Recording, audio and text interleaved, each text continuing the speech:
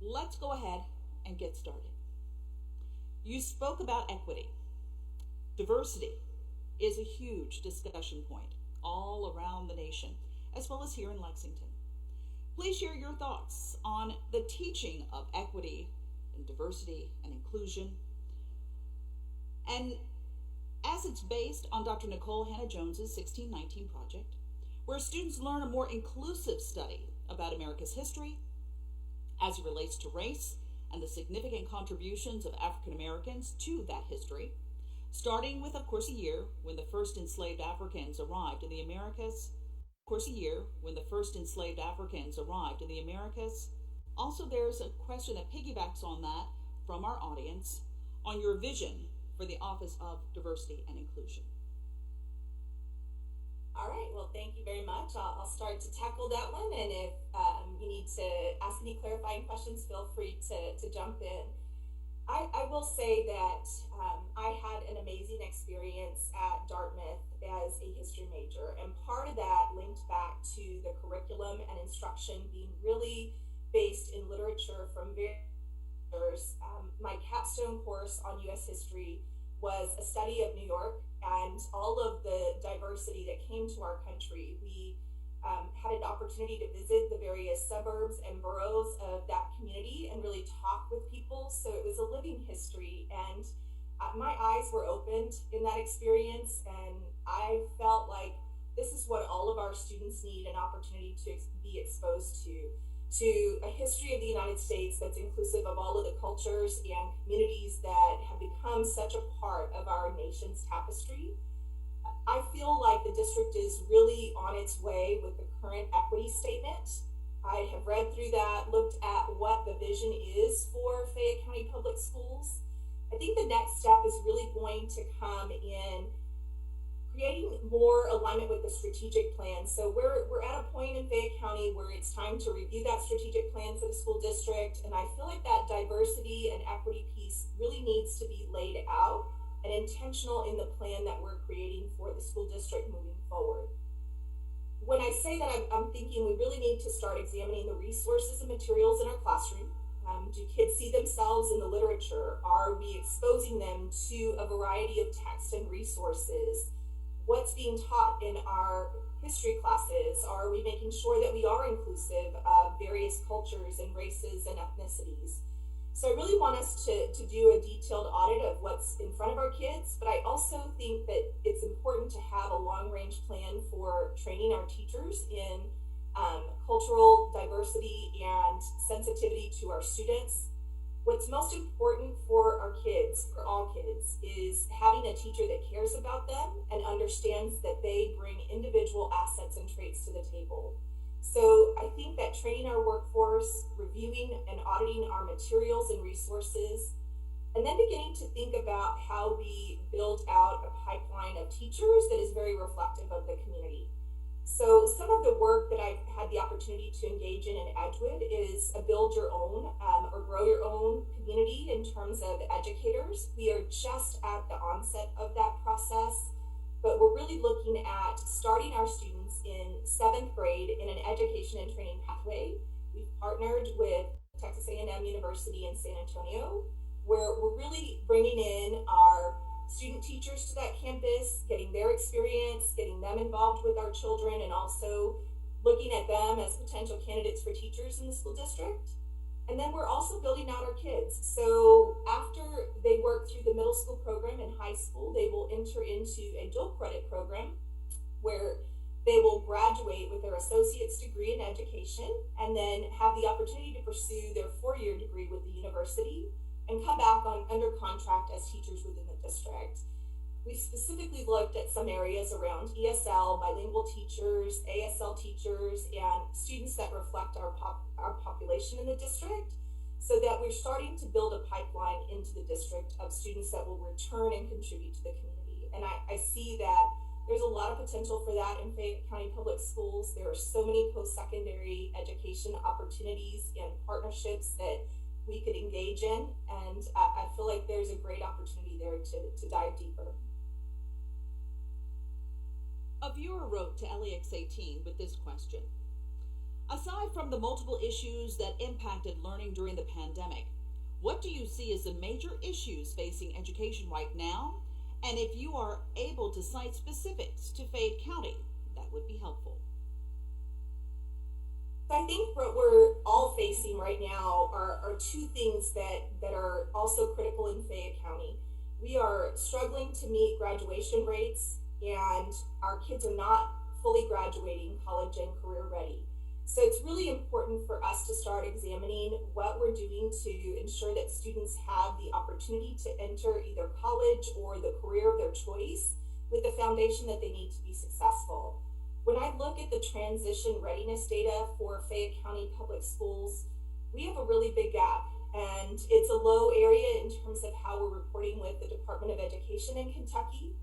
But at the forefront, about 39% of the graduates from Fayette County Public Schools that are economically disadvantaged are being categorized as college and career ready. Where on the flip side of that, 78% of students that are non-economically disadvantaged are showing up as college or career ready. So there's some inequity there that I think we need to tackle right on.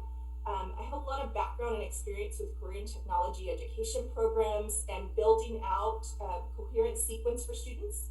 The state of Kentucky is right now working on transitioning to programs of study, which is something that we've been doing here in Texas now for 2 years.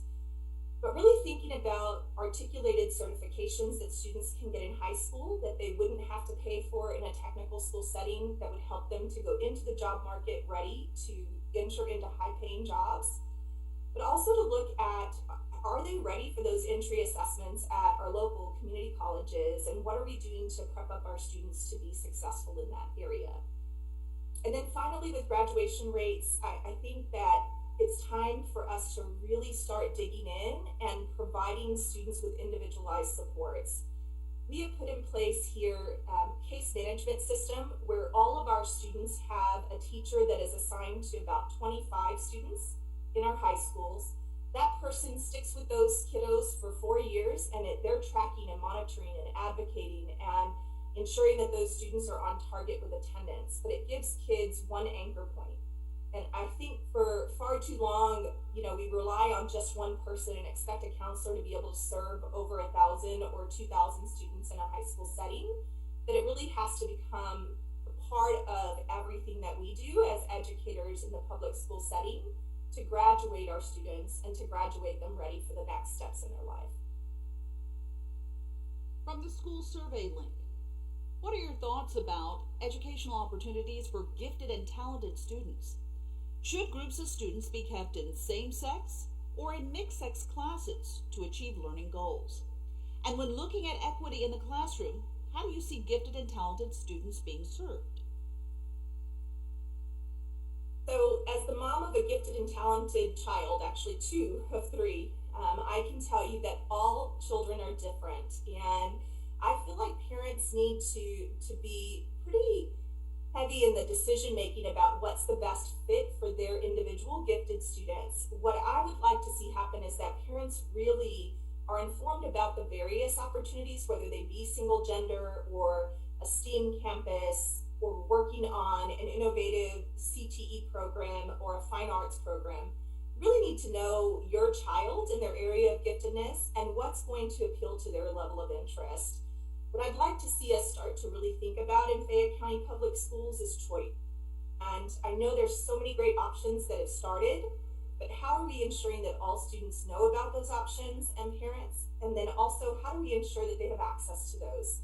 So I've had a lot of conversations today with our students and with our staff and parents about my vision is really that parents should choose what's the right fit for their child, whether they be gifted or whether they have special needs.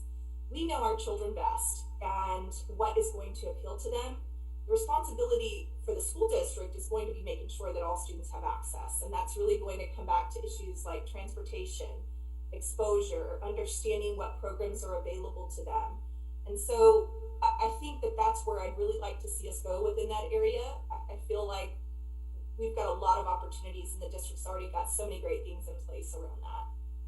Ms. Dominguez, we received one by text. They want to know what's your approach to assisting students with an IEP so that they don't leave high school behind in their relevant skills.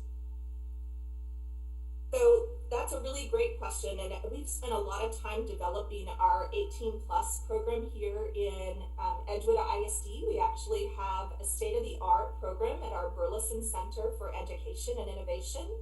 This program is specifically for our students with special needs. It helps with that transition process, making sure that we are building job skills and employability skills. We're working with job coaches from our Alamo Workforce Division that are helping our students to develop out the skills that they need. So at this site, we actually have a t-shirt company for profit that the kids run. We have a coffee shop, we have a community garden, we have a bike shop where they repair bikes, and then they also receive some academic supports through the day in terms of employability skills and the tools that they'll need in the workforce.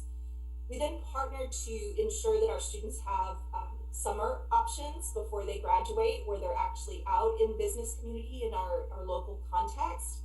This has been just a tremendous effort, and I will say this year we partnered closely with Texas A&M University, and we have our first students from that program that actually entered into the 4-year degree program at Texas A&M and are moving on to the campus next year as the campus opens up with all of the supports required for those students to take their IEP to the collegiate level. So I really feel strongly that our students with special needs just need more attention from us. We need to be specific and targeted about meeting their needs. That's why they have an IEP, and making sure that we follow up on what every child needs. Following up on that, from a concerned parent, due to the pandemic, there was concern about learning success for our special needs students. What are your thoughts on giving students a chance to repeat this past year? And what do you think needs to happen in the classroom to help bridge the learning gap that has occurred? Today, in fact, Jefferson County Schools, which is the largest in the Commonwealth, Dr. Polio has agreed to do the repeat year. So what are your thoughts?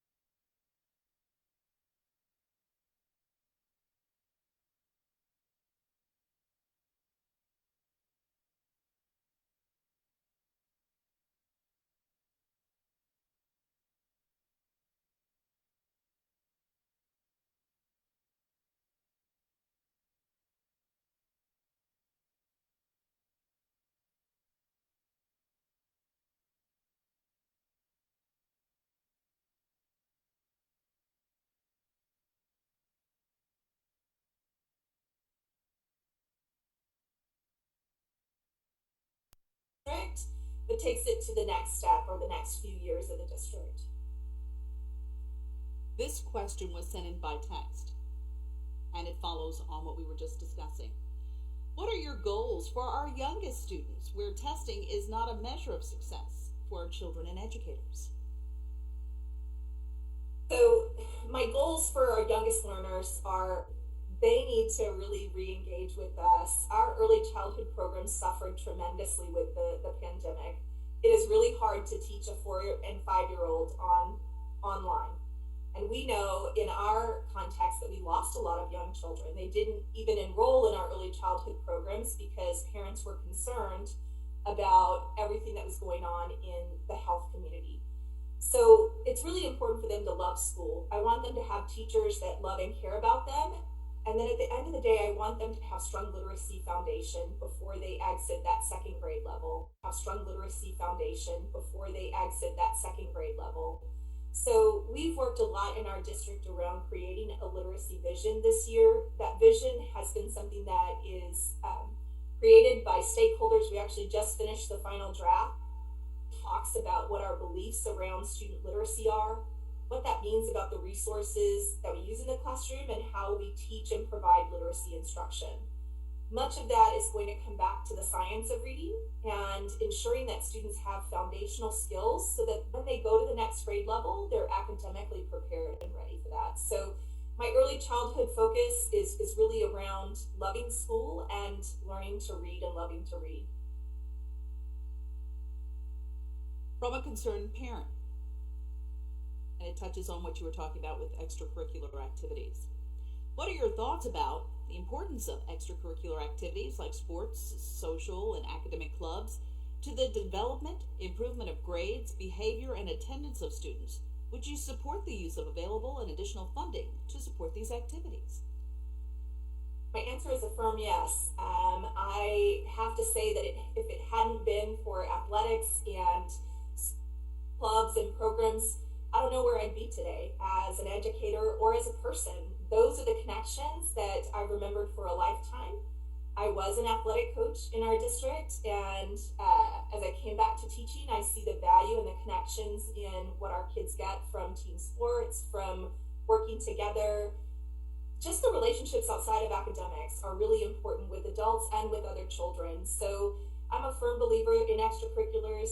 My students, my own children, were heavily involved in activities, and I think there's no way to go wrong there. And that's something that, coming back from this pandemic, our kids need more than ever. They are missing that connection.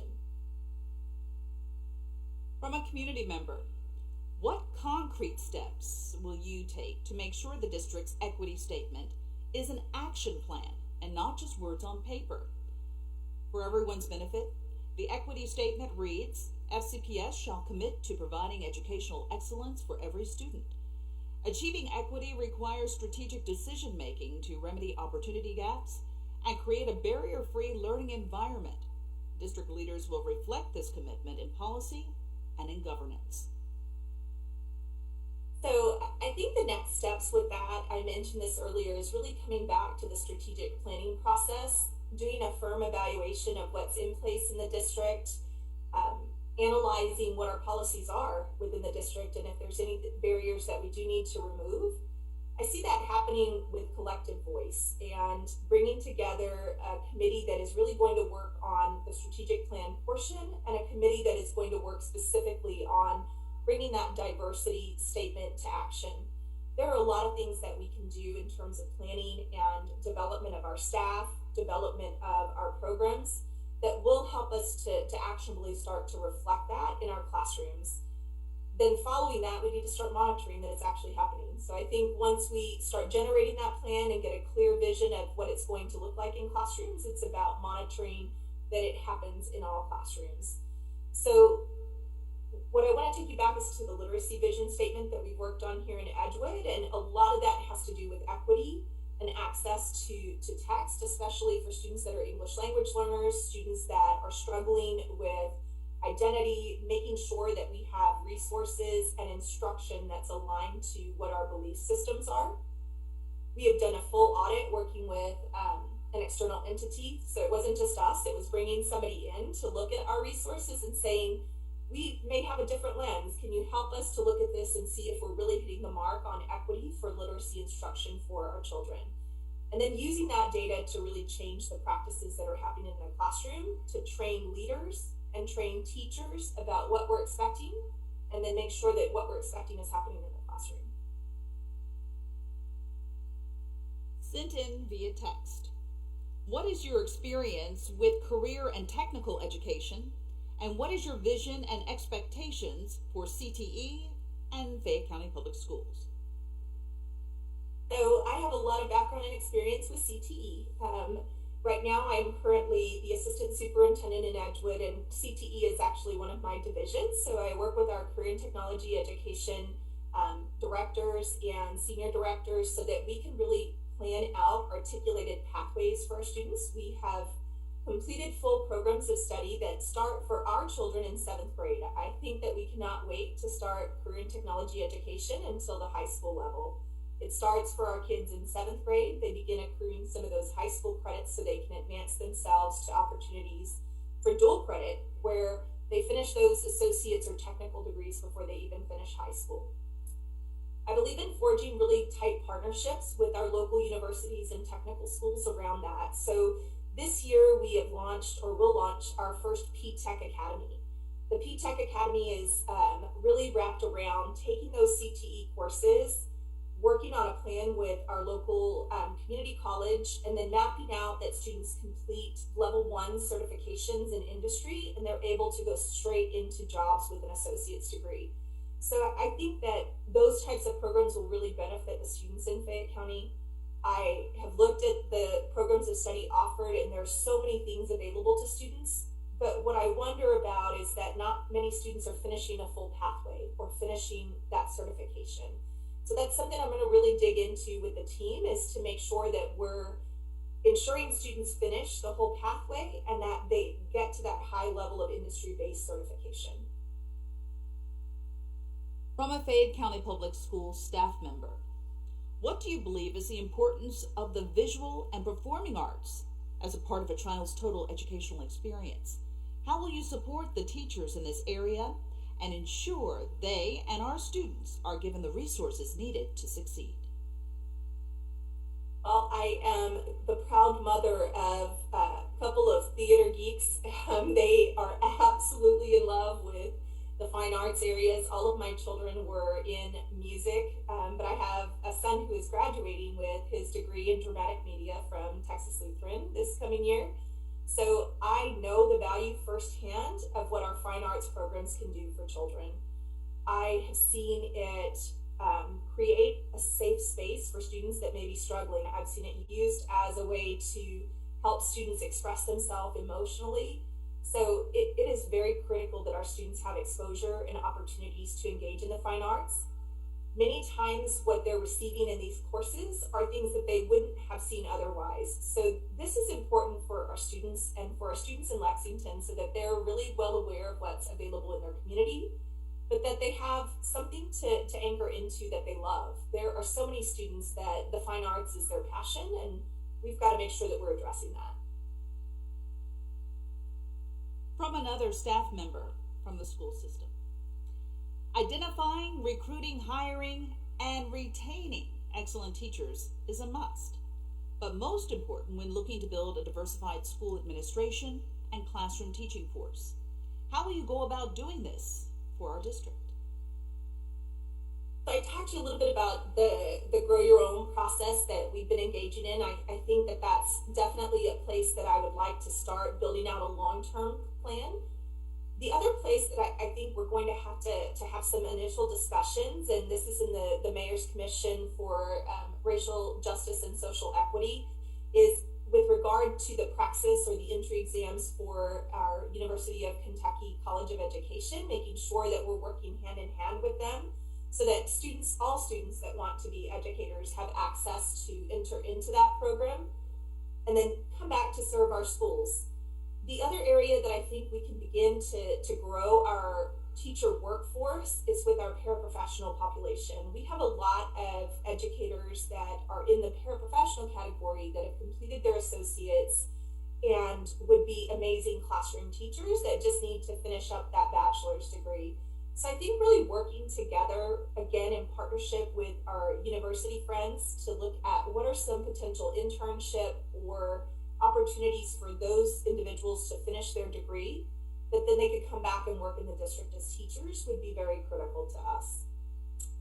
I think we also need to make sure that we're keeping teachers happy, and by happy I mean that they feel like they're growing in the workplace and that they're supported.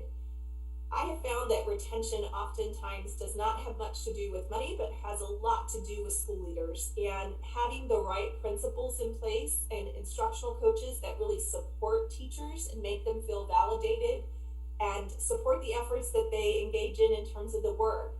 That makes teachers want to stay. It creates an environment and a climate in a school where it feels like a family, and that's where you'll start to see that retention is very high. So I feel like we've got to look at what we're doing in that area. I'm doing a lot of research actually on retention of high quality principals in urban settings, because I think that leaders make the difference on whether teachers want to be in a school setting or not. So we can work on it from a multitude of angles, Dia, but I think this is a really critical issue. There is a teacher shortage, and it creates roadblocks for our students when they don't have a highly qualified teacher in the classroom. From a community member, young people today are very socially conscious and want to express their rights to peacefully protest. Even teachers in our state have been vocal about issues surrounding their pension system. Would you support granting excused days for teachers and students to participate in these types of activities? Well, thank you, Dia. That's an interesting one. I will say that coming out of this pandemic, I'm going to be very protective of instructional time. So I'm going to be upfront about that.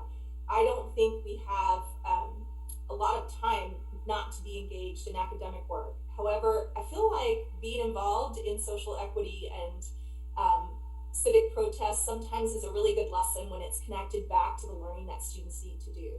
So I think what I would ask for is, if this is something that students or staff would want to engage in, I really want to see the connectivity back to our state standards and how it's really helping students to learn and grow academically or within the social emotional context.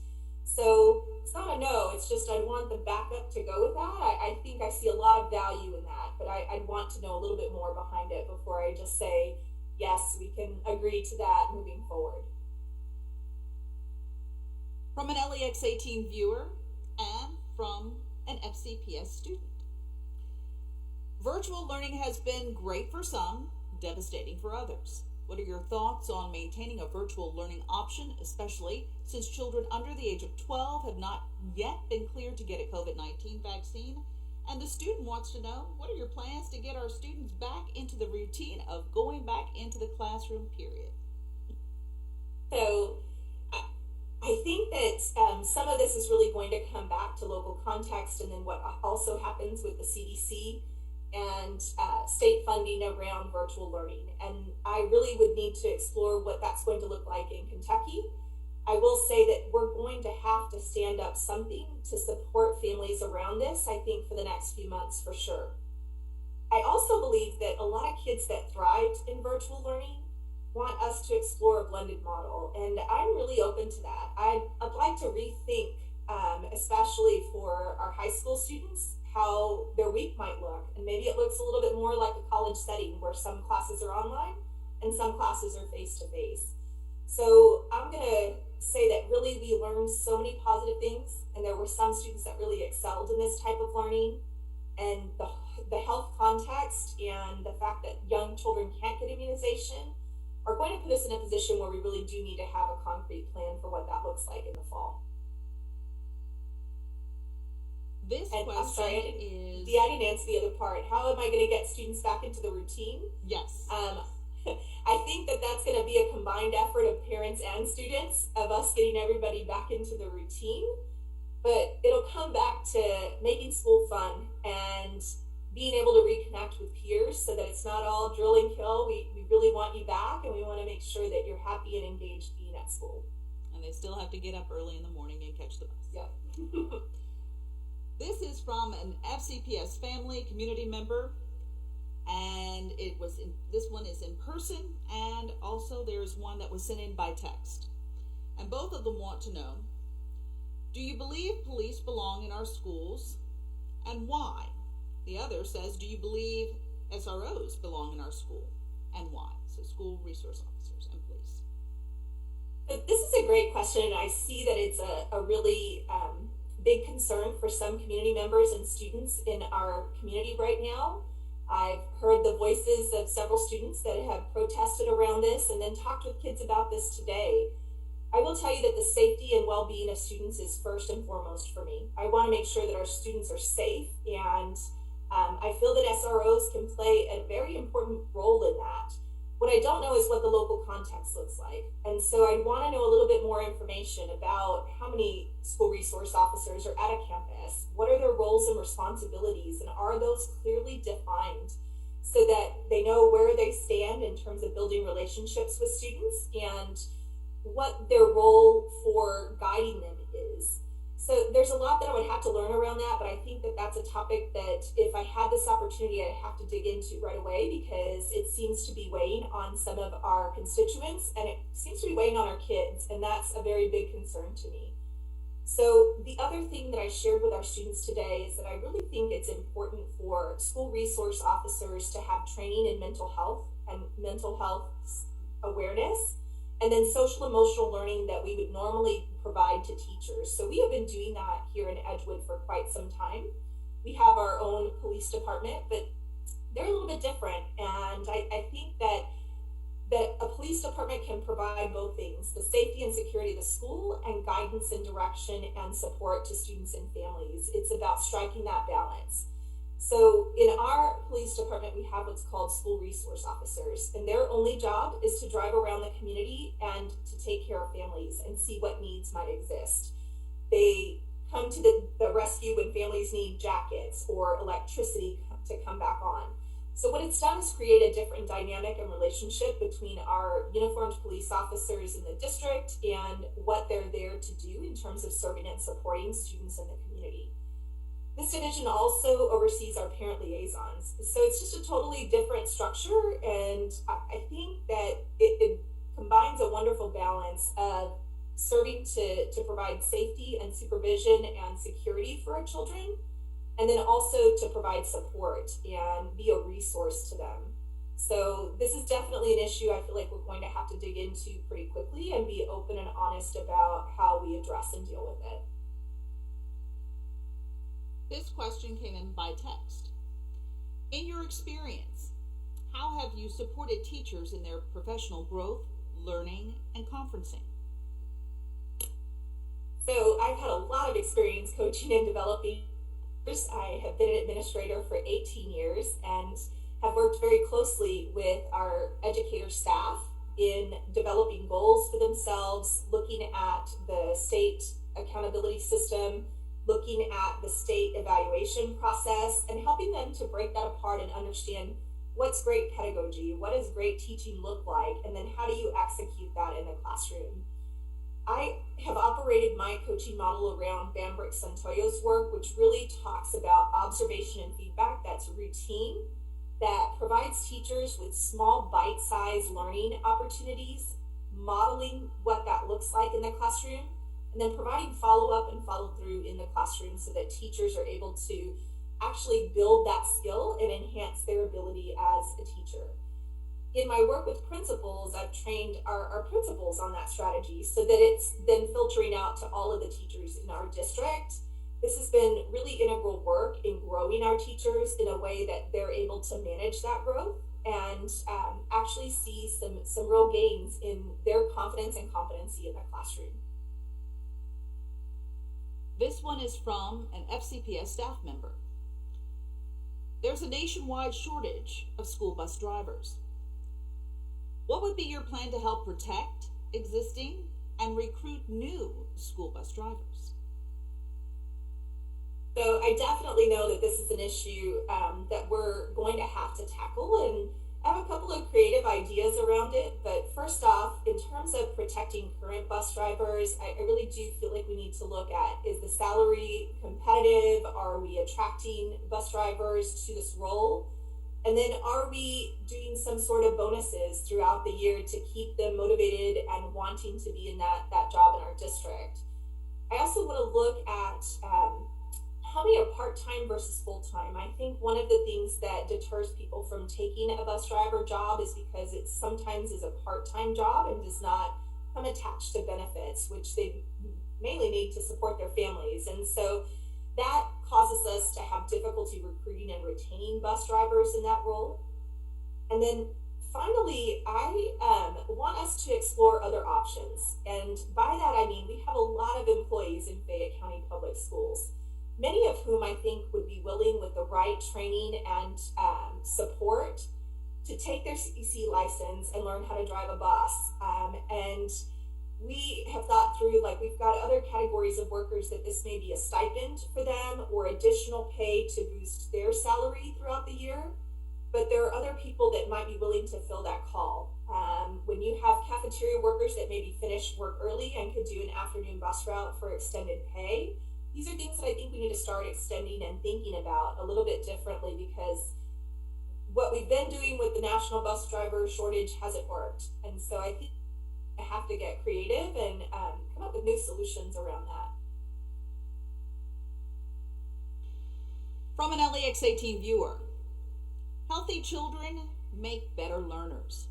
Children with physical or emotional problems are not able to focus on learning. School nurses have the ability to improve these disparities by providing health screenings, care for acute and chronic health problems, creating a safe zone with confidential support, even make referrals to specialized healthcare professionals. Tell us about your experience with school nurses and your thoughts about the benefits of having a licensed nurse in every school all day. And we got a text. They want to know, do you plan on mandating vaccines for students for the fall return to school? Okay. So our school nurses serve a vital and critical role in the school system. I don't know what the current structure is for Fayette County Public Schools in terms of staffing ratios for RNs or LVNs, but I have a firm belief that we do need certified staff in those roles at our schools, especially with everything that we've dealt with in the last year. It's going to be critical for us to look at what the workforce availability is. I think we may bump into a shortage where I can't guarantee that we've got an RN at every campus. We start to look at the LVN pool as well. So this is something I would definitely have to explore with the board and with our staffing configuration, but it's something I have a firm belief in, that our kids deserve access to quality health care. And for many of them, that starts with the school nurse and getting those screenings and having someone to let us know if there's a referral or a need for more extensive medical care or attention for children. With regard to the vaccine and mandating it, I would really have to have a good look at what the health department determines in the local area, and if there's any guidance from the state or from the commissioner of education around that. My personal philosophy is that's a parent's choice. However, I may get different direction from the state around what that might look like in the public school context. I believe that by immunizing our children and ourselves, that we are going to set ourselves up to get back to more normal. So I definitely would encourage people to get vaccinated and to vaccinate their children. But I want to respect and honor the beliefs of our parents, and that would be where I stand on that subject right now. This is going to be another two-parter. I'm going to try to merge these two questions together. This is one from a community member here in the audience and a text that we received. Just a question in audience. Given the academic disparities that Black, Indigenous, and children of color experience across the nation, what progress have you led in this area that would be beneficial to Fayette County beyond diversity, equity, and inclusion statements? And the text, they want to know, will you promise to keep the 1619 program for diversity? Or what's your position on inclusion of the 1619 project in curriculum? So in response to the first question, I'm going to just go back to the types of schools that I've served in urban settings. And I came in as a teacher and a campus leader in schools that were very low performing, and students had large gaps in terms of and students had large gaps in terms of instruction. And I will say that in every campus situation I've been in, I have seen complete turnaround efforts. It is really about the quality of instruction that we provide to students and the expectations that we hold them to. It is important that we see all of our students as academically capable, meet them where they are, but scaffold them up to the appropriate rigor and standards that are going to keep them on grade level and nationally competitive.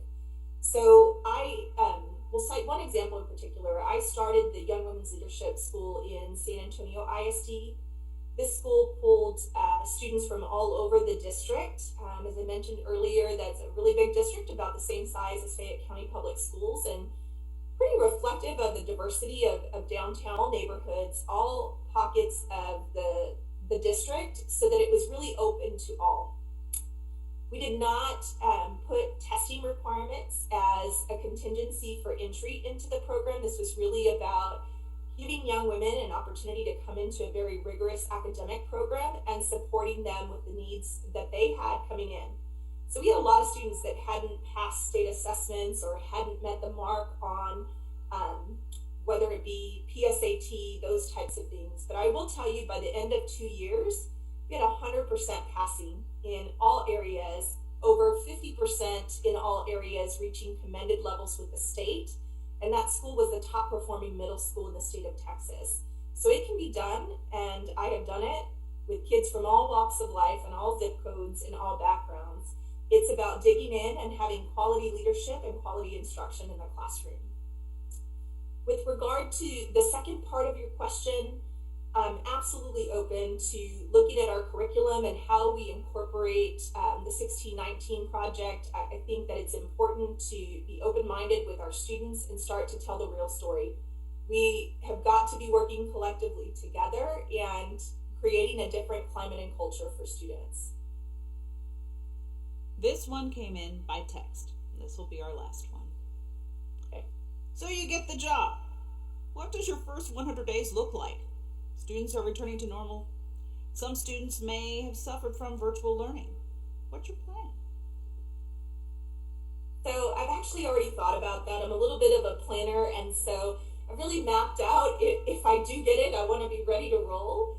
I think that in the first 100 days, what's going to be essential to coming into this role is going to be getting into our schools, getting into our departments, meeting the people, and understanding what the local context is. I need to see what's happening in classrooms. I need to visit with our students. I want to do that both formally and informally, Dia. So I feel like I'm going to need to set up some real clear structures around town halls at each of our high schools in those first 3 months. Make sure that I have an opportunity to be open and inclusive to each community in Fayette County.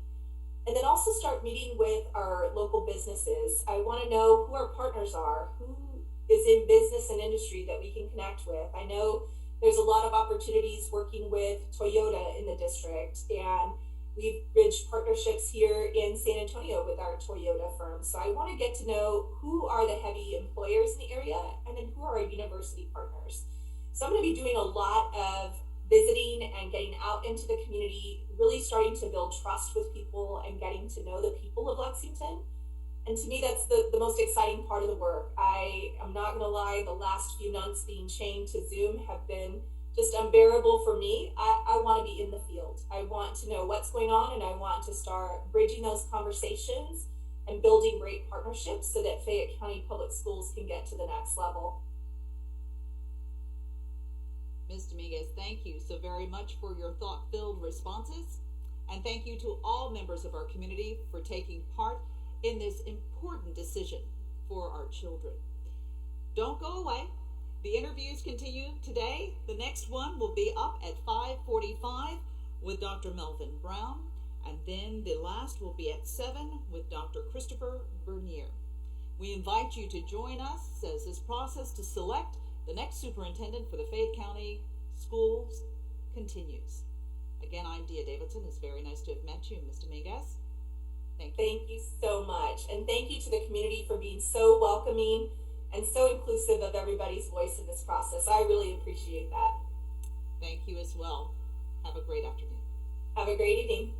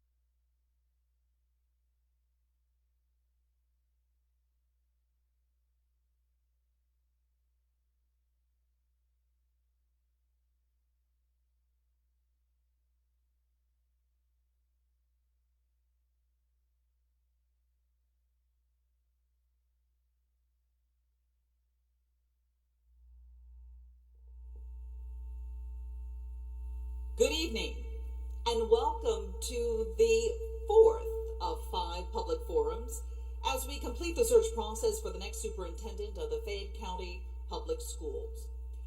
I am your moderator, Dia Davidson. I'm a news anchor for the NBC affiliate here in Lexington, Kentucky, LEX 18. Before we get started, I'd like to welcome our candidate, Dr. Melvin Brown. Also, I would like to welcome our in-person audience, as well as those of you who are watching at home on television, the cable access, or online. Dr. Brown, our format will be simple yet impactful.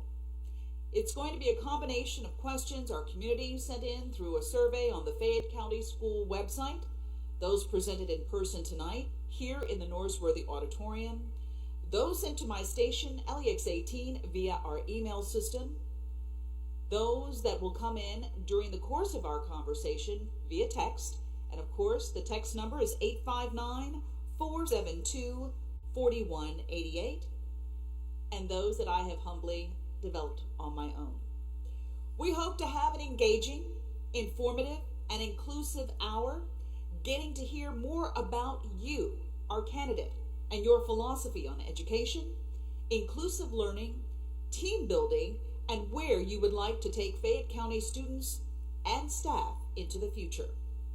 I will attempt to ask the same questions of each of the candidates, expanding only as needed, depending on your answers. Also, I will keep the questions short so that we can hear fully from you and not from me. So, without further delay, using the technology of Zoom due to, of course, the pandemic restrictions, let's begin. Dr. Brown, first, please take about 5 minutes to tell our Fayette County family a little bit about yourself, your likes, your hobbies, family, your travel experiences, something to help us learn a little bit more about you over and aside from your bio that we have all read, and why you want to live in Lexington and lead the second largest school district in the Commonwealth. Dia, thank you so much for this opportunity. I want to first of all thank the entire community for how many people have been engaged in this process. It's been incredibly impressive just to see this number of people who are rallying around this idea of what we're trying to do with our school district and moving it forward into the future. So I'm honored to be here. Thank you so much. To give a little bit of background on me, I'm from a small town in Virginia, just outside of Fredericksburg, Virginia, Colonial Beach. I was raised by a single mom of 17 who brought me into the world, and we struggled. We lived in a trailer with no running water for 16 years. And she told me at a very early age that my goal, my route to break that cycle of poverty was through education. And she wanted to ingrain that in me very, very early and often. I was fortunate enough to go to school in Westmoreland County, where I had a ton of teachers and administrators around me who gave me a sense of worth and showed me that I could actually lend something to the world. I always recall back to my kindergarten teacher, Miss Marchant, my 5th grade teacher, Mr. Williams, my high school principal, Mr. Graham. They played huge roles in shaping and molding who I am as a person. My wife and I, we have 3 children, 130, 125, 123. My daughter in Virginia is 30. She works for a medical staffing firm. My son, 25, is at University of Notre Dame Law School. And my baby girl, my 23-year-old, is a kindergarten teacher in the district right next door to us. So it's great to have her here. But to give a little bit of background on things I like to do, I enjoy golfing when I get an opportunity to do it. I also, I won't profess myself to be a runner, but I do run. And that's one of the things I do to stay in shape. 2 years ago, I ran my first marathon, and at that point, I also decided that was going to be my last marathon. So I won't claim myself to be a runner quite that. I won't be quite that. I spend time on my Peloton bike to stay in shape as well, and I'm a huge sports fan. So just looking at Lexington and what it offers from a sports perspective, I heard earlier today that Kentucky is a football school is what I heard, although I know the basketball history really, really well, and I've enjoyed all of that. That sort of atmosphere is what I've become accustomed to. As an alumnus of Ohio State, you can imagine how crazy it is here during football season. and I enjoy those aspects of things. I'm a huge fan of sports from all walks of life, be it football, basketball, golf, whatever. I enjoy all of those types of things. My motivation for going into education was basically the experiences I had. I mentioned those teachers earlier who instilled in me a level of confidence and showed me that I could make a difference in the world. And they paved the way for me to go into education. But I also had one incident in particular that has always stayed with me that constantly drives me. When I was a senior in high school and applying to colleges, James Madison University was where I wanted to go. I was excited about that opportunity and wanted to do that. I had my college application. I took it to my high school counselor. And when she looked at me and she said, "Oh, no, I don't think you'll do well there." And I said, okay. Because of the confidence that my kindergarten teacher had instilled in me long ago, before then, I was able to say to her, well, I don't really need your permission. I just need your signature.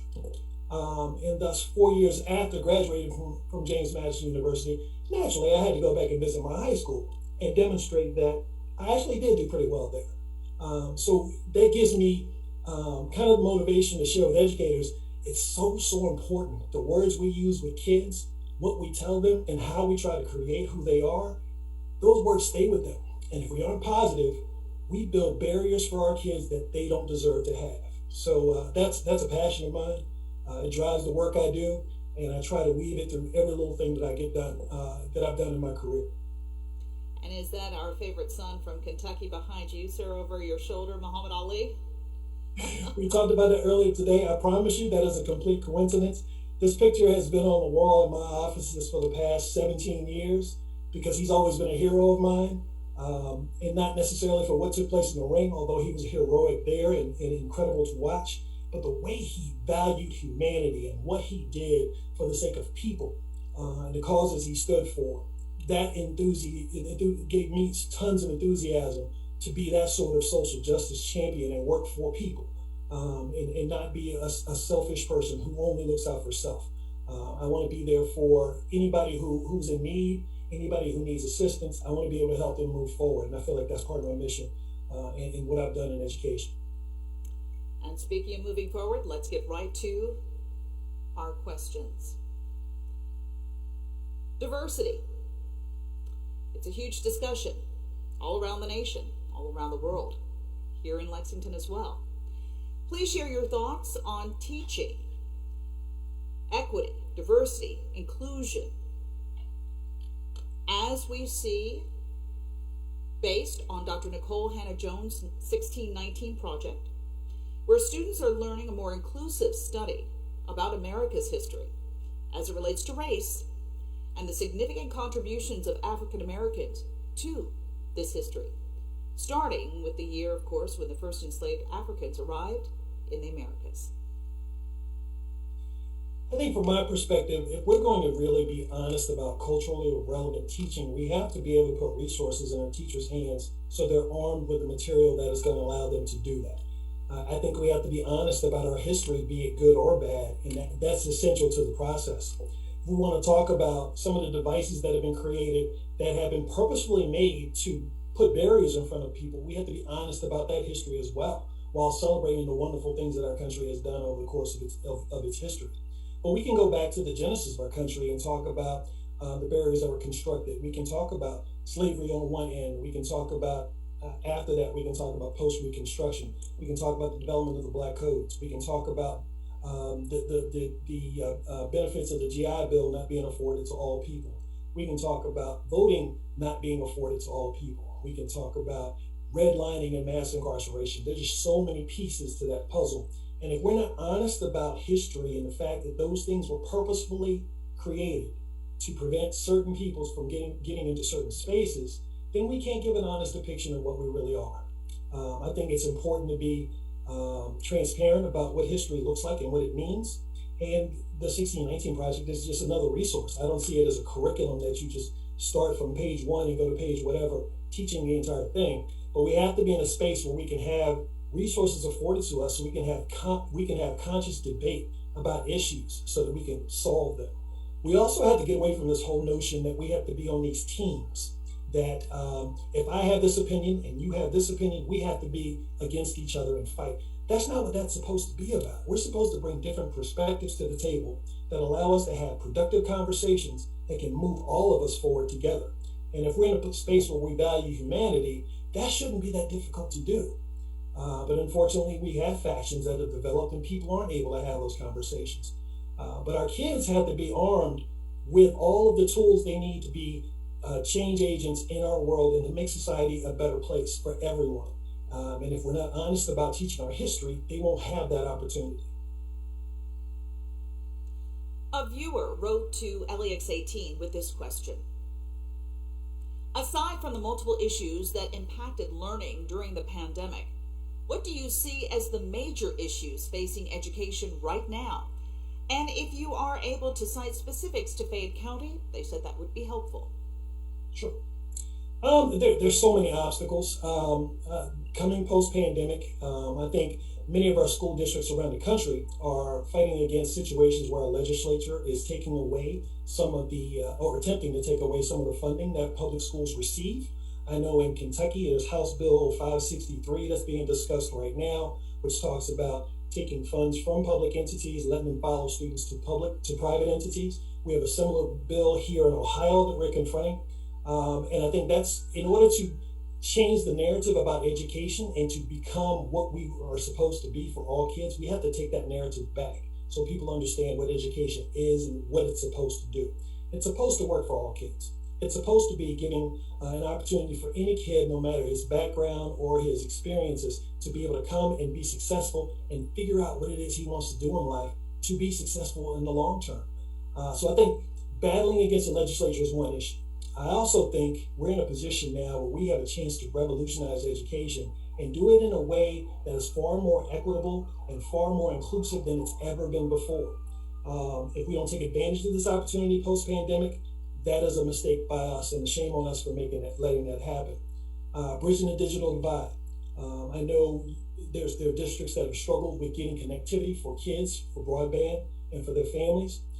That's something in our district we were purposeful by making sure all of our kids not only had devices, but every single one of our kids has access to internet in his or her home. So we were able to be very purposeful about doing that.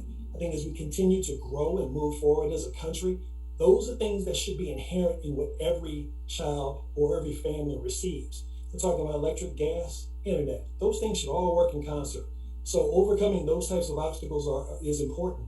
I don't necessarily see this as a problem, but it is a challenge. We're getting these ESSER funds that are coming from the government that are going to help us infuse programming to help our kids move forward post-pandemic. How we use those dollars and how we're wise about where it's allocated is going to be very, very crucial to how we move forward. If we're not in tune to the mental health and social emotional needs of our students as they come back to school, we'll be making an incredible mistake. So I think it's very important that we're purposeful about making sure kids are good from a social emotional perspective and putting in place resources, counselors, social workers, and opportunities for them to talk about what they've overcome. We reflect on this past year. There's so many issues that have taken place aside from COVID that our kids have had to confront by themselves. We can talk about our election from November. That was an issue. We can talk about social justice issues. Those are issues they're seeing play out in real time on television, but they're never getting a chance to talk about those things. And so I think there'll be some missing components as kids come back into school in August and they're starting to form relationships again with adults so they can have these conversations again and we can give them the types of support they need to be successful. Overcoming the mental health ills of many students is going to definitely be a challenge. And we need to be armed and ready to take care of that, galvanized with all the resources necessary to make that a successful venture. From the school survey link, what are your thoughts about educational opportunities for gifted and talented students?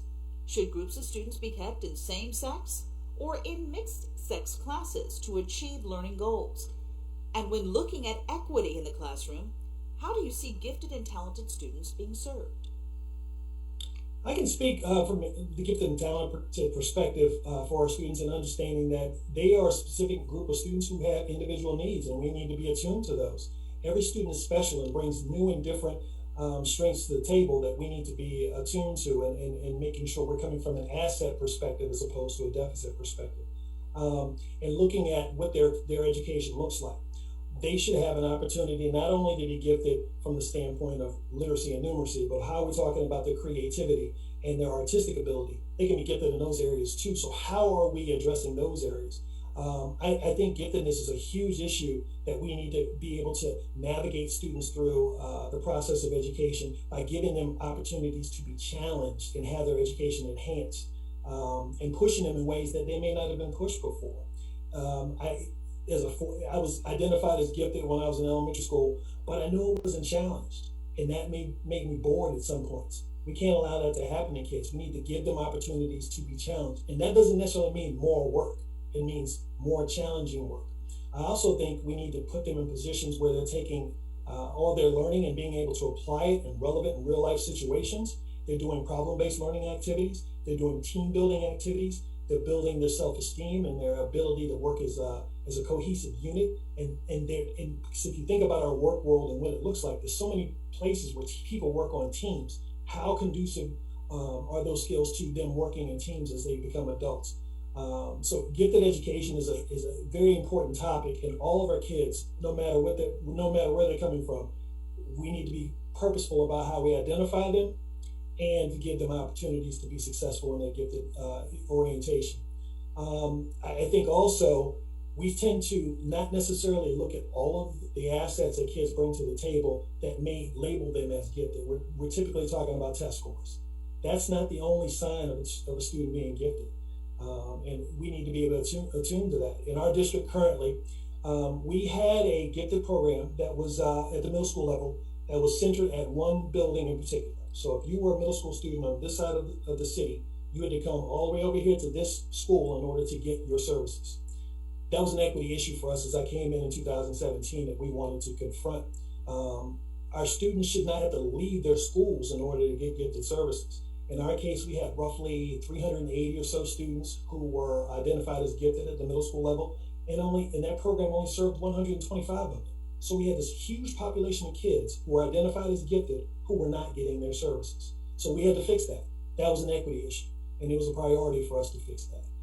So I feel very strongly about students, no matter what their situations might be, that they're given the opportunities to have their education enhanced, and they get educational opportunities that push them to their limits, so they can grow and mature as students and adults.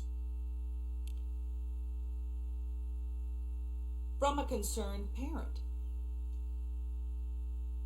Due to the pandemic, there was concern about learning success for our special needs students. What are your thoughts on giving students a chance to repeat this past year? And what do you think needs to happen in the classroom to help bridge the learning gap that has occurred? I can speak to that question from the perspective of our own district. While we were going through the pandemic and many of our kids were home in a virtual environment for their education, here in our district, we decided, and fortunately for our board support to make this happen, we wanted our students who had special needs to have still an opportunity to come to school. So those students were still coming to school 4 days a week, even during the pandemic when most kids were at home virtually.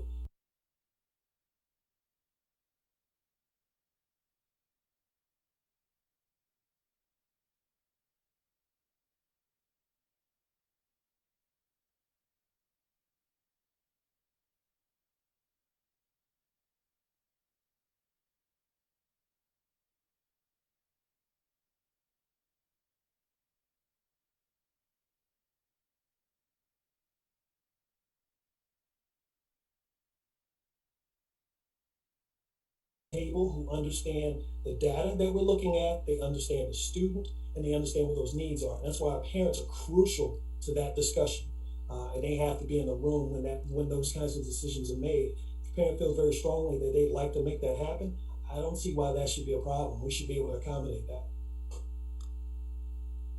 Here in our audience, a community member asks, based on your experience, what do you believe qualifies you to become the superintendent for Fayette County Public Schools? Great question. Great question. I have a long career in education. I started in education when I was 22 years old as a high school English teacher, and I've been in a position to work in every sector of school be it middle school, high school, and elementary school. I've also worked at central office in a number of different districts in different capacities. I've also had some experience in the charter school world as a regional vice president for a management company where I ran schools in Northeast Ohio and in North Carolina. So I have a wide berth of experiences in education that I think is in some ways unique. Serving as an associate superintendent in Prince William, Virginia, my district with roughly 90,000 kids, and about 20,000 of those kids were my responsibility in my area. So I supervised that, and we got to push our initiatives forward and provide services to our kids so our schools were successful. As a deputy superintendent, I was in charge of doing all the grunt work of making sure that district was successful and pushing that forward, while our superintendent was doing what was necessary to keep the board engaged and to provide them with the supports necessary. And then here in Reynoldsburg, as a superintendent for the last 4 years, we're leading initiatives that have completely transformed the district that was on strike 2 years prior to my arrival. We had lots of healing to do. We had lots of bridges to restore and a lot of trust to restore as well. And we were able to do that in a short period of time to make sure we were able to do what's necessary for our kids. I'm not sure how many people may have endured a strike. That is not fun, and that residual stays with you for numbers of years. So to be in a position to repair those relationships was something that I think qualifies me to be in a position to be qualified for this role. To give context to that conversation, one of the very first things I had to do when coming to Reynoldsburg was to negotiate our union contract. And that was one of the very first things I had to confront. And there was some worry that, oh my God, he's a new superintendent. How's he going to make this happen? We've had this strike. We have all these people that don't trust each other. We got together and decided, now, why are we here? We're here for kids. And if we're here for kids, then we should be on the same team doing what's necessary for them to be successful. We negotiated our contract in 3 days, and it's been extremely successful. We also have a great relationship with our union. When there's an issue that needs to be confronted, our union president knows all she has to do is text me. All she has to do is call me, and we will address that issue. So I think we have a really healthy relationship now, but it took some work to get to that point and to restore all of that trust that had been lost for a long time. And here in Fayette County, it's about kids, as you were saying. And so your next question, sir, coming via text from the constituency that you would be in front of, and it's an 8-year-old. She's a rising 3rd grader at one of our elementary schools. And she says, sir, how would you change the schools to appeal to more students? First of all, applauding that 8-year-old for being involved and civically engaged. I am so proud of you, and I don't even know you yet. Thank you for doing that. For me to change schools so that kids want to be here, I think that's about classroom environments and their experiences. If kids are coming into a situation at their school where they feel like they have a sense of belonging, they have a sense of connectedness, and they're people who genuinely care about their progress and success, and they feel like they're supposed to be there, they're going to be successful because they know they have supports. I'd like for every kid in every school to have at least one adult that he or she can lean on whenever there's an issue that they need to confront and they need help with whatever. I think that's important to establish those types of relationships. When you have positive relationships in schools between adults and kids, you have students who are going to be moving very, very well at an accelerated pace in a school that's making strides. That's what that has to look like. So our kids have to be in a place where they can enjoy coming to school. They have to enjoy their experiences. It can't simply be about, let's learn these facts, let's regurgitate them on a test, and then forget them the next day. They have to have experiences that allow them to apply what they've learned in a way that's relevant in real life, and they can look at it, those experiences, and say they've done something, they've accomplished something. We adopted problem-based learning as a mantra for our entire district.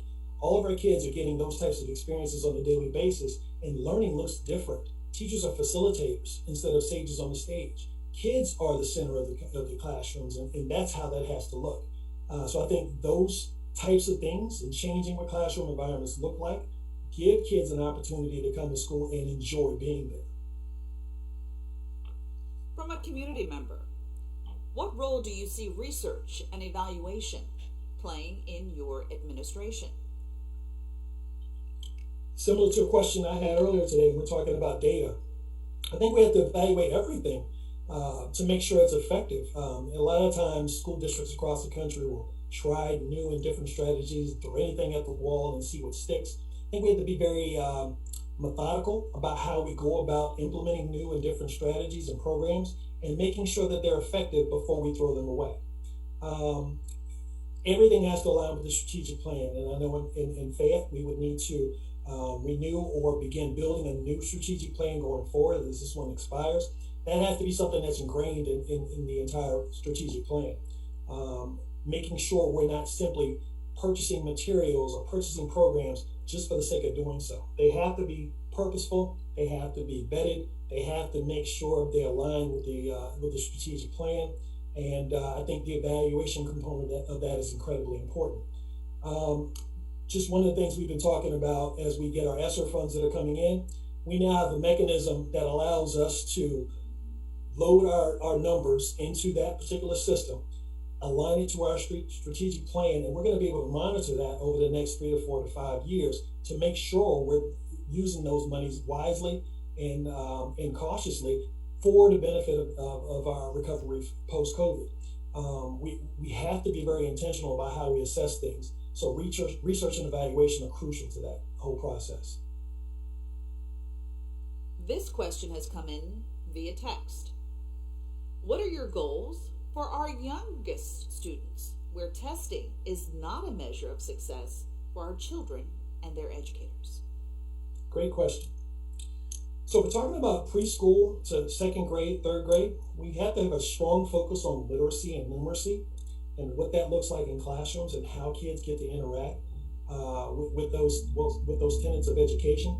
I'm a firm believer that if we use our resources at the lower elementary grades and invest in kids and making sure we get them up to speed in third or fourth grade, I think it saves us a whole lot of money on the back end when we try to remediate in high school. Typically in school districts, that's kind of how it looks like.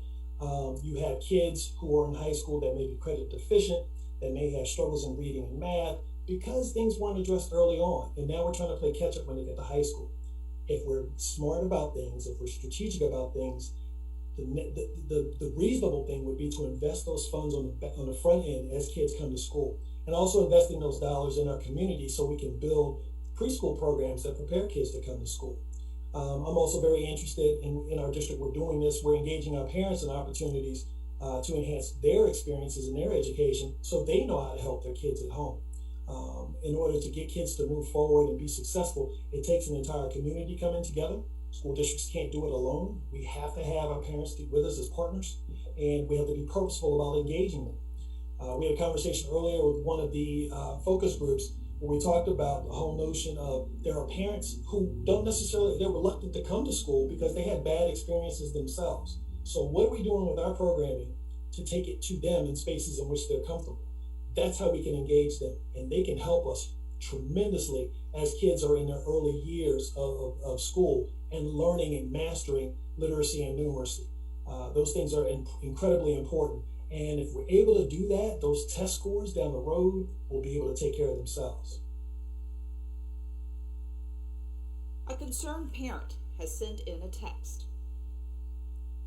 They ask, how would you ensure that the inequities that are present in the north side, which is predominantly children of color, to the south side of our city, which is predominantly white, become fair? In those situations, we have to look at, let's start with resource allocation. Are we looking at equitable allocation of those resources so schools are getting the things they need? If schools are, let's say they're unequal, and we continue to give all the schools the same thing, that means that inequity continues to move forward. So we have to be able to fill those gaps and make sure schools and classrooms and teachers are getting the things they need based on that student population.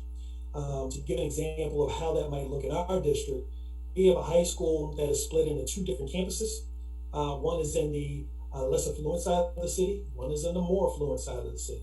So I got here in 2017, one of the charges I received from our board was to change the perception of this being the quote unquote, and this is a quote, not mine, but when I was given, the ghetto school, and this one being the Taj Mahal. That was my charge. So we looked at what our numbers were, we looked at our data, and we found out from the data standpoint, when we're talking about suspensions, expulsions, what have you, there was no difference between the two campuses. It was all based on perception, and it was based on resource allocation that wasn't fair for each of those buildings. So we began to invest more money into the quote unquote ghetto school, so that it no longer had that moniker. So that we had we put about $2.5 million into the school in order to give it a facelift, so they saw something different. We put some programming in place that allowed kids to come to school in a different environment than they had previously, and we completely changed the narrative as far as that was concerned. We also created a freshman academy that allowed students, only ninth grade students, to be in their own little academy with their smaller group of teachers that were there to guide them, and that was purposefully located at the campus on the less affluent side of the city. So every student and every parent had to experience that building so they could see there weren't really any differences, and that paid dividends for us. Prior to that happening, one of our academies, who happened to be on this side of the district, would always have the larger number of requests to go into that academy once they entered high school.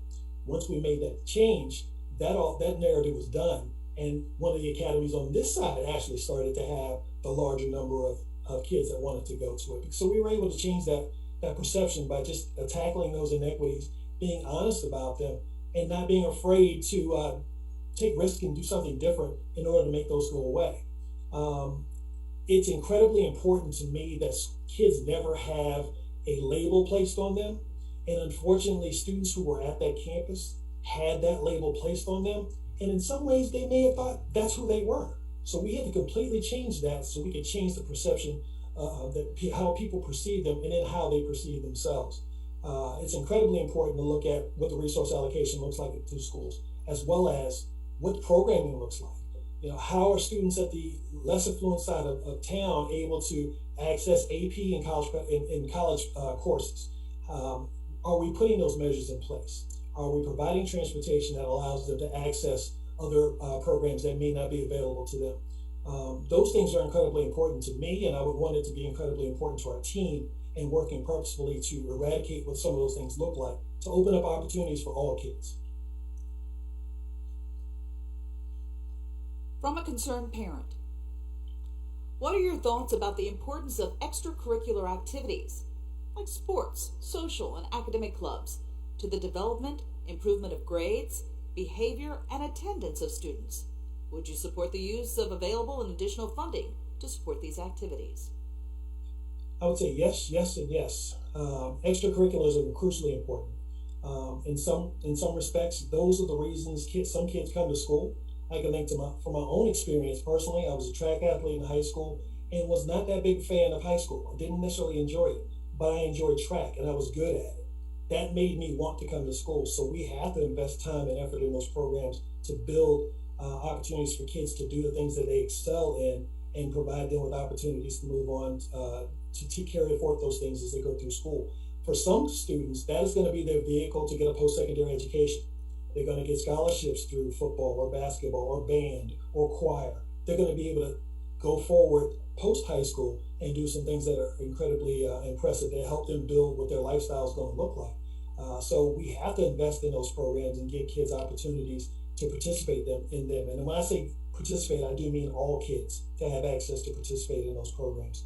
If there's a program on one side of the city that a kid over here can't access, we've got to create a way for that kid to access that program if he is genuinely interested in doing that.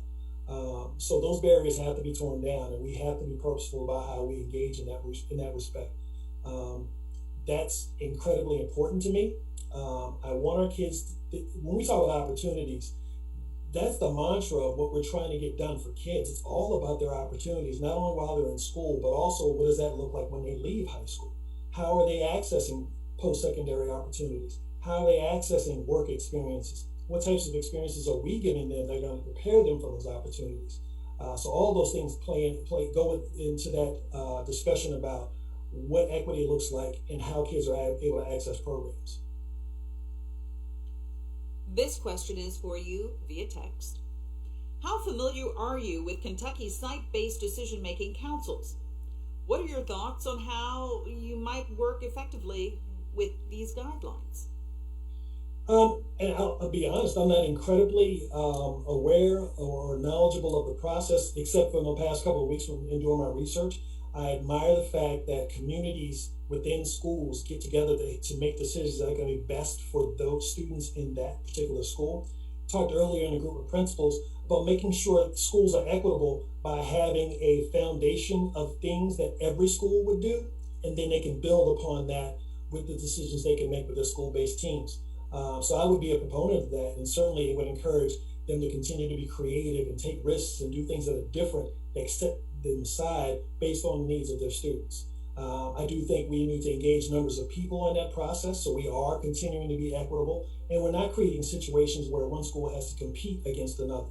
That's not what the business should be about. We should be about helping each other, lending resources, trading ideas, trading strategies, and having good conversations across schools about what works for kids. If it works for kids in this building, why won't it work for kids in this building? And why are we having those discussions? That's incredibly important to the process. So I would certainly be someone to support those councils, and I'm pretty sure I would learn quite a bit from them in terms of what they feel they would need. In education, for years, we often sit in rooms and we talk about what we think sectors of our population might need, but we fail to engage those folks in the conversation. They need to be part of the conversation, so they tell us what they believe are the things that they place. Teams coming into play in that regard is essential to school improvement.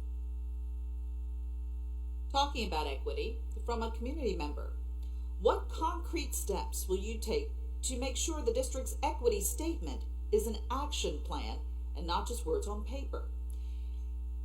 For those in the audience, the equity statement reads, FCPS shall commit to providing educational excellence for every student. Achieving equity requires strategic decision-making to remedy opportunity gaps and create a barrier-free learning environment. District leaders will reflect this commitment in policy and in governance. Thank you for that question.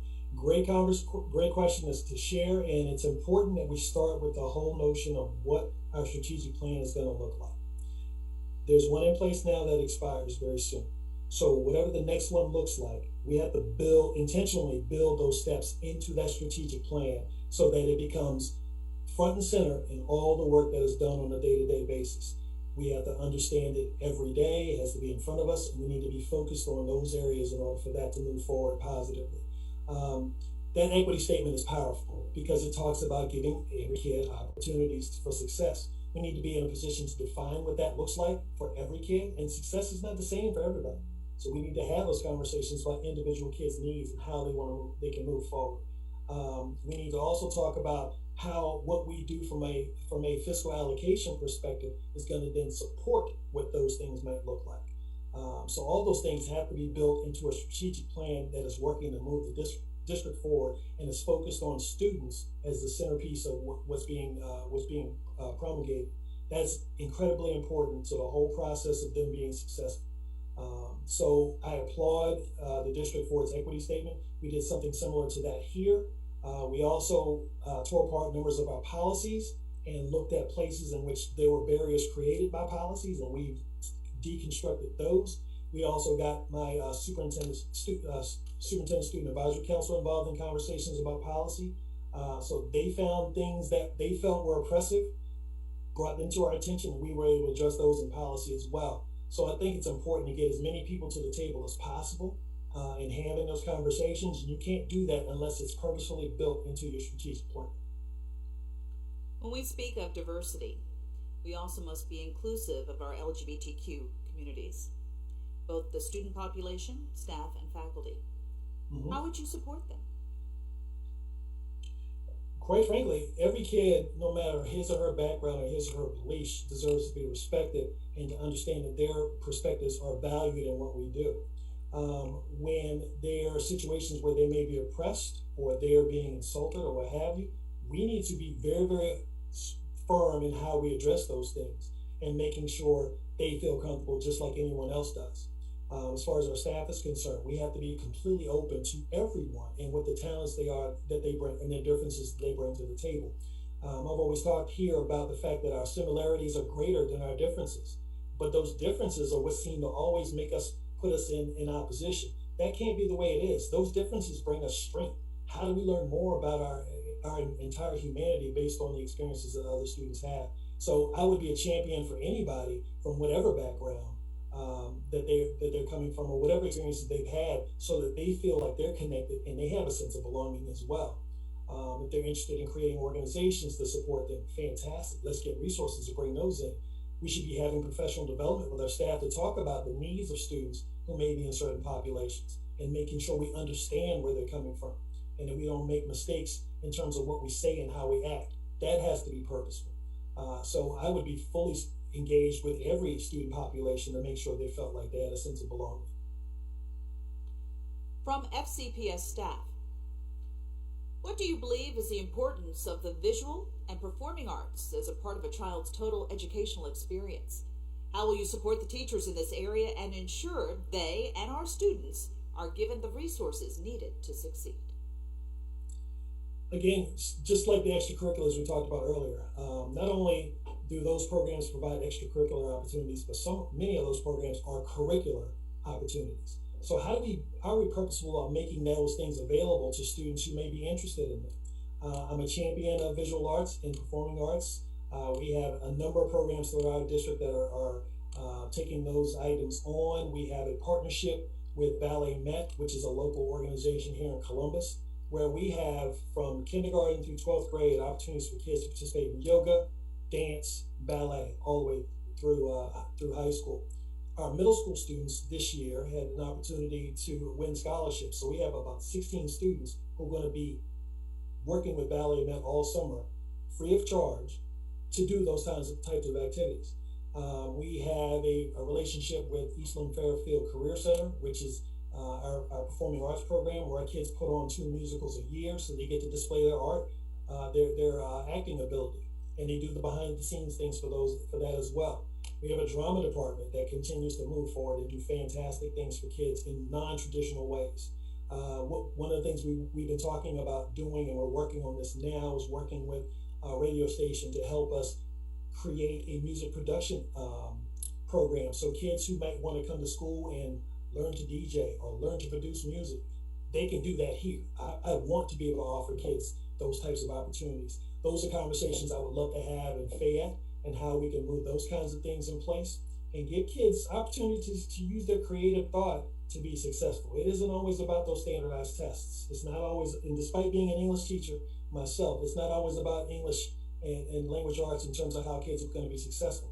How do we tap into their imaginations and their interests to help them be successful in school overall? This question has come in via text. What is your experience with career and technical education? And what is your vision and expectations for CTE and Fayette County Public Schools? So to begin with that, I'll start with our high school structure. I mentioned earlier that it's separated into 4 academies. Each of those is career and interest-based.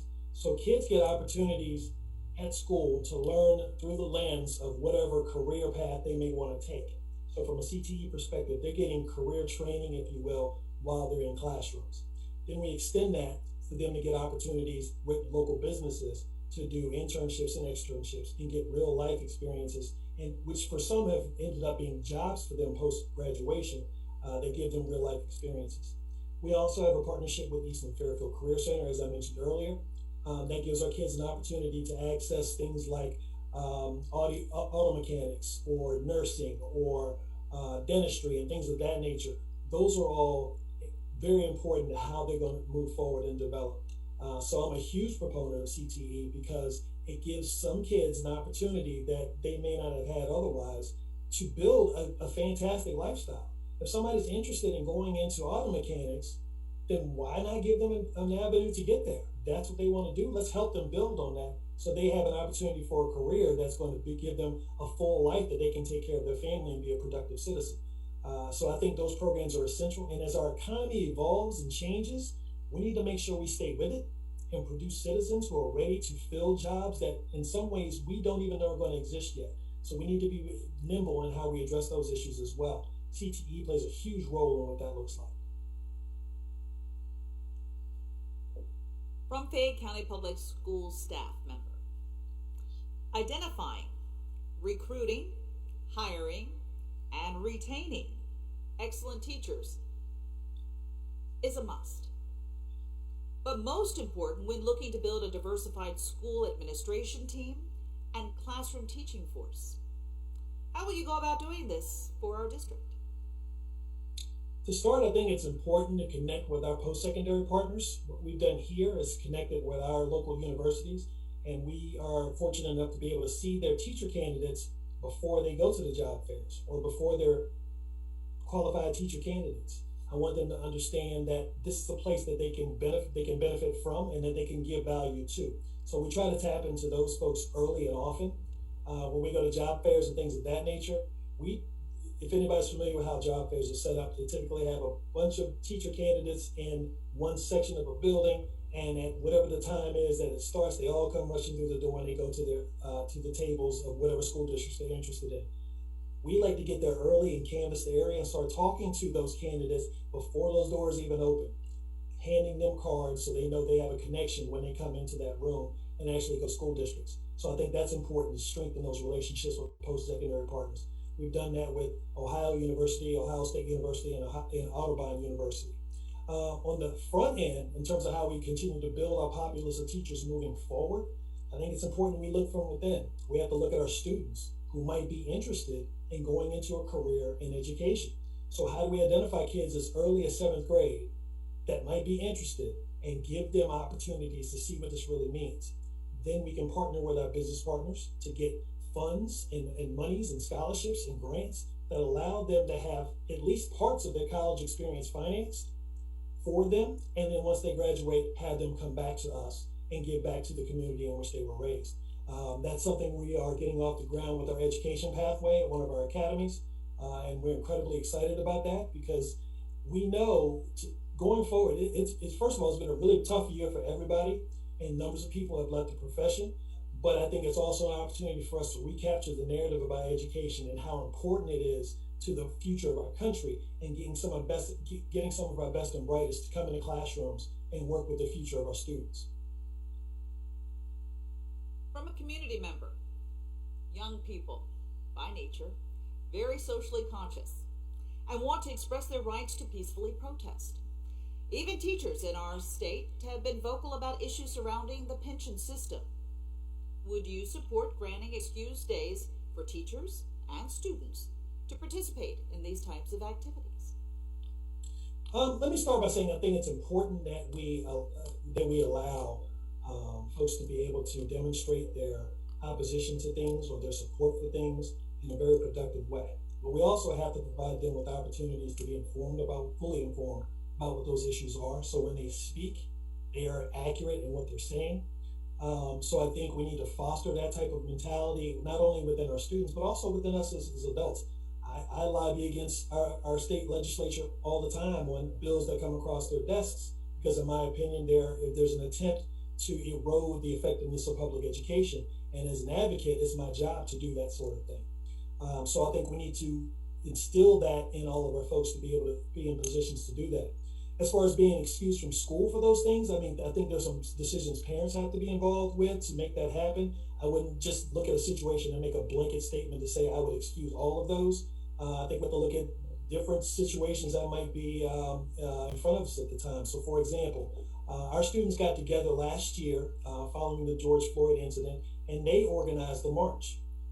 They connected with the police department. They connected with our city government and organized that and invited adults to join them. They did that after school, so we didn't have to have a conversation about whether or not they were excused from school. I think it's our job, it would be my job to make sure kids are in school and learning, while at the same time, we want to support what they do from a civic standpoint by giving them the opportunities and the knowledge to go out there and advocate in positive and accurate ways. But I would not necessarily be in a position where I'd want to say there's a blanket approval of all of those. Those have to be discussions. From an LEX 18 viewer, virtual learning has been great for some students, devastating for others. What are your thoughts on maintaining a virtual learning option, especially since children under the age of 12 have not yet been cleared to get a COVID-19 vaccine? And to piggyback with that, Dr. Brown, a student from the system says, what are your plans to get students back into the routine of going back to school in any way? Okay, so let's start with the virtual environment. What we're doing here in Ohio, there's no legislation that is going to permit us to have a virtual option. So we're encouraging all of our students to come back to school in person 5 days a week. That's what we're planning for. And I think that's what's going to be best for most kids. While at the same time, I do know that the virtual environment worked well for some of our kids. So how can we infuse that into what we do with in-person learning as well? We would have to gauge the numbers of people who might be interested in that sort of thing, and that we could fiscally put something like that in place. And it would depend on what types of allowances were given from a legal and legislative perspective to do those sorts of activities. But I do think there's some things we've learned through this process that allows us to tap into the virtual learning environment to do things new and different.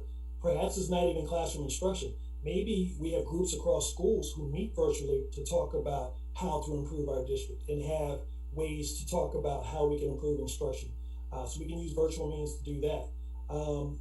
I certainly here in our district, I'm in a position where I'm kind of fortunate because there's not a large number of folks who want to have a virtual environment.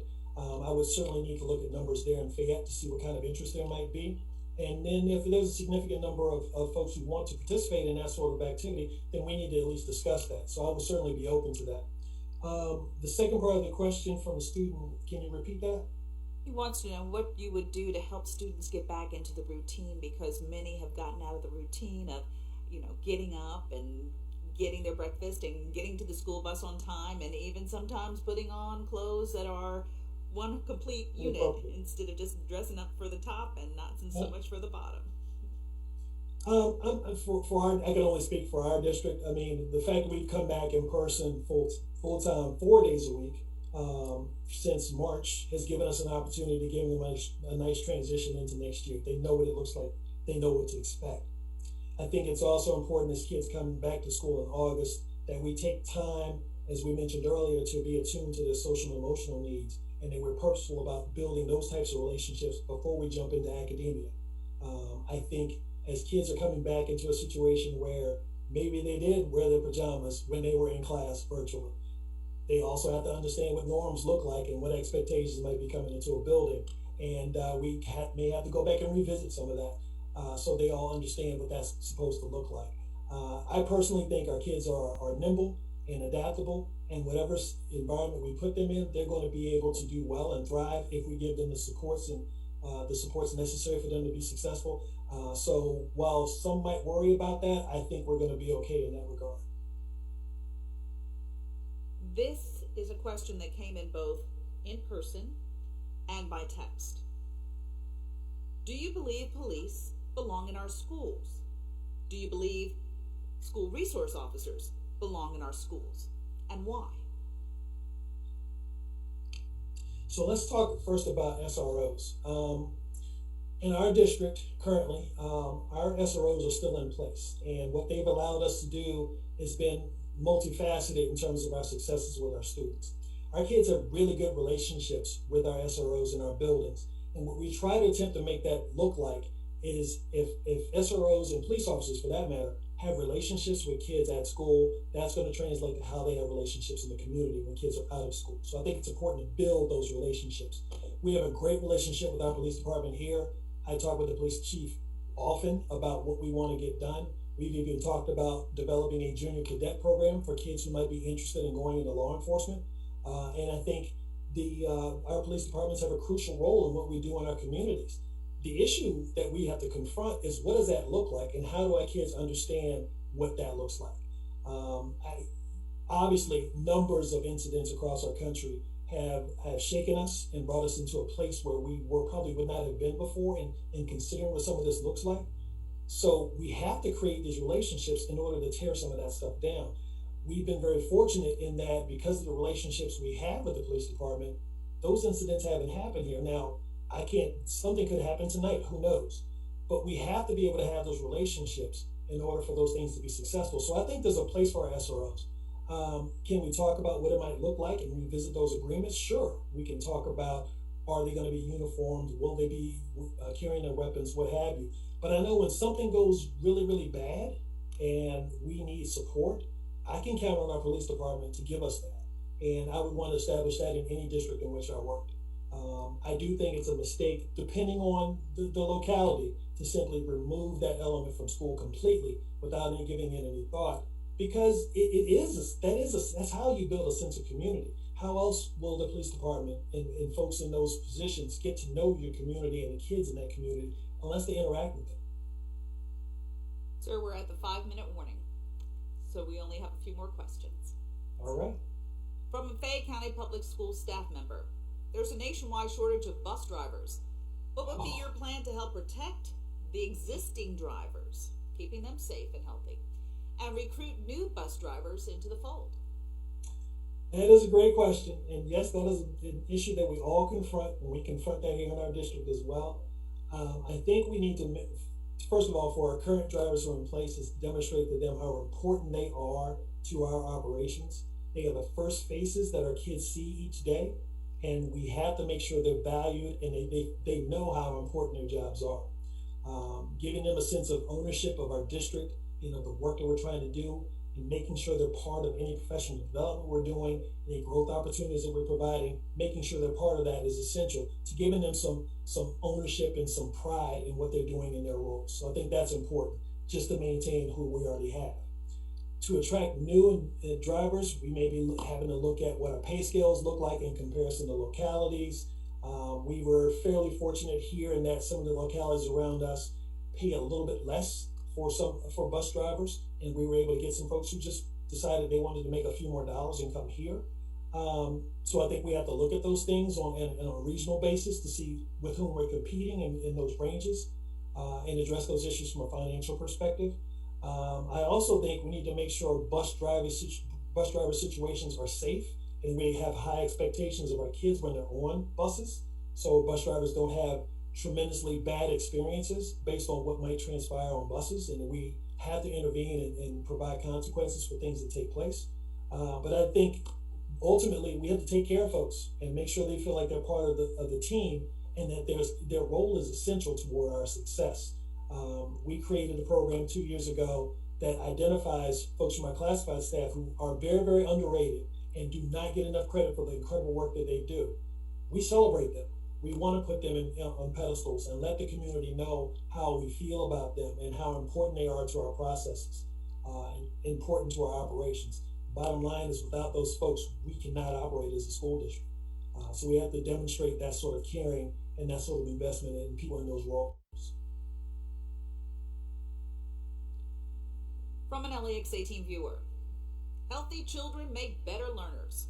Children with physical or emotional problems are not able to focus on learning.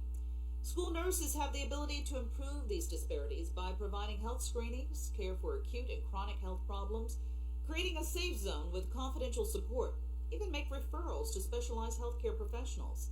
Tell us about your experience with school nurses and your thoughts about the benefits of having a licensed nurse in every school all day.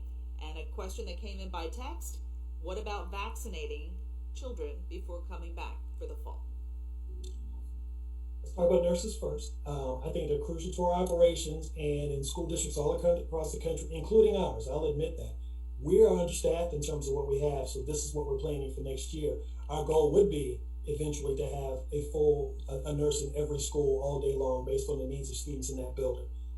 I do think they bring incredible value to the table, and we're able to tackle some issues that we would not have been able to do otherwise. What we also have is a partnership with Nationwide Children's Hospital, where they have a branch that is connected to one of our high school campuses. So we're able to access medical assistance in that regard. We're able to not only have our kids get experiences in nursing and things of that nature, but then we also get services from them for our students to do just what you discussed: screenings and opportunities for dental screenings and vaccinations and things of that nature. We've already set up a series of clinics for our 12 to 18-year-old students to make sure they get vaccinated now that they're in that position. Our 16 to 18-year-olds just got their second vaccination last week, I believe it was, and we start on June 10th with our 12 to anybody from 12 and up can come in and do that as well. We started that on June 10th. I would love for every kid to be vaccinated before coming back to school, but we could also be real about where we are right now. We're in person right now, and not all of our kids are vaccinated, and our percentage is 0.9% as far as the numbers of cases we've had. So we're really proud of that. So I think it's important at the elementary level. We may have to talk about masking and what that might look like in the fall. But hopefully there'll be an opportunity for vaccinations to be given to all students before coming to school. And some of this conversation can be taken care of. It will take care of itself because everybody will have that. So I'm really, really interested to see what transpires over the summer. And hopefully we'll get into a place where every kid has that opportunity. Well, Dr. Brown, the hour has come to an end, sir. I thank you so much for your thought-filled responses. And I want to thank all of it, yes, sir. And I want to thank all of our members of our community for taking part in this important decision for the future of our children. Please don't go away. The interviews continue today at 7 with our final candidate. That will be Dr. Christopher Bernier. We'll resume at 7. I'm Dia Davidson. Again, thank you. Good night. Dr. Brown, thank you again for your time. Thank you. My pleasure. Thank you so much.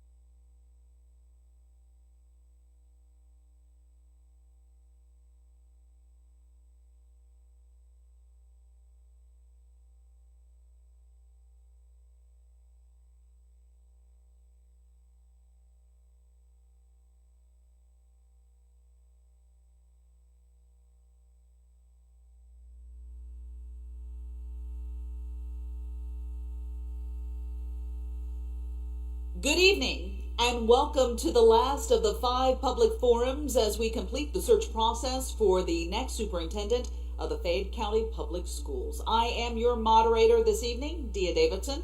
I am a news anchor for the NBC affiliate here in Lexington, Kentucky, LEX 18. Before we get started, I would like to welcome via Zoom our candidate, Dr. Christopher Bernier. Dr. Bernier. Also, I would like to welcome our in-person audience as well as those watching online and through cable access at home on their televisions. Good evening, sir. How are you? I'm doing just fine. Thank you very much for this wonderful opportunity to engage with the community. Appreciate your efforts in hosting all of the candidates. Well, we appreciate your interest in leading our school system and in helping to mold our children into the future. Our format, sir, is going to be simple and impactful. It'll be a combination of questions that our community has sent in through a survey that was provided on the Fayette County Schools website. Those presented in person tonight here in the Norsworthy Auditorium. Those sent to my station, LEX 18, via our email system. Those that are coming in real time through text. And let me give that phone number to everyone. It's 859-472-4188, and those that I have developed on my own. The hope is to have an engaging, informative, and inclusive hour, getting to hear more about you and your philosophy on education, inclusive learning, team building, and where you would like to take Fayette County students and staff into the future. I'll attempt to ask the same questions of each candidate, each of the 4 previous candidates, expanding only as needed, depending on your answer. Also, I will keep the questions short so that we can hear fully from you and not so much from me. So without any further delay, using the technology of Zoom due to the pandemic restrictions, let's begin. First, sir, please take about 5 minutes, if you will, to tell our Fayette County school family a little bit about yourself. Not your bio, because we already have that. We want to hear your likes and your hobbies, maybe a little bit about your family, some travel that you like, something to help us learn a little bit more about you, the person as an individual, and why you want to live here in Lexington, Kentucky, and lead the 2nd largest school district in the Commonwealth. Thank you very much for the question, and thank you to everyone who's joining us via Zoom, live, and through other mediums. Terribly honored to have a seat at this table and to be one of your finalists. Your question, Ms. Davidson, I think the most important thing that people need to know about me is that I'm a father, I'm a son, I'm a brother.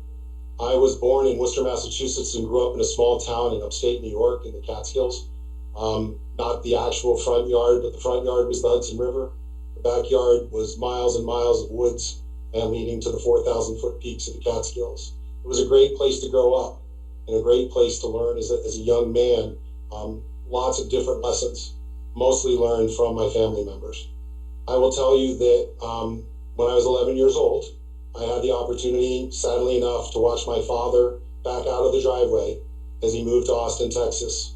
Since my brothers and sisters are older than I am, ostensibly he left me alone with my mother, who was an amazing woman, who really did an amazing job being both a mother, a coach, a disciplinarian, and really focusing me on not really concentrating on the family issue, but really moving forward and trying to do the very best she could.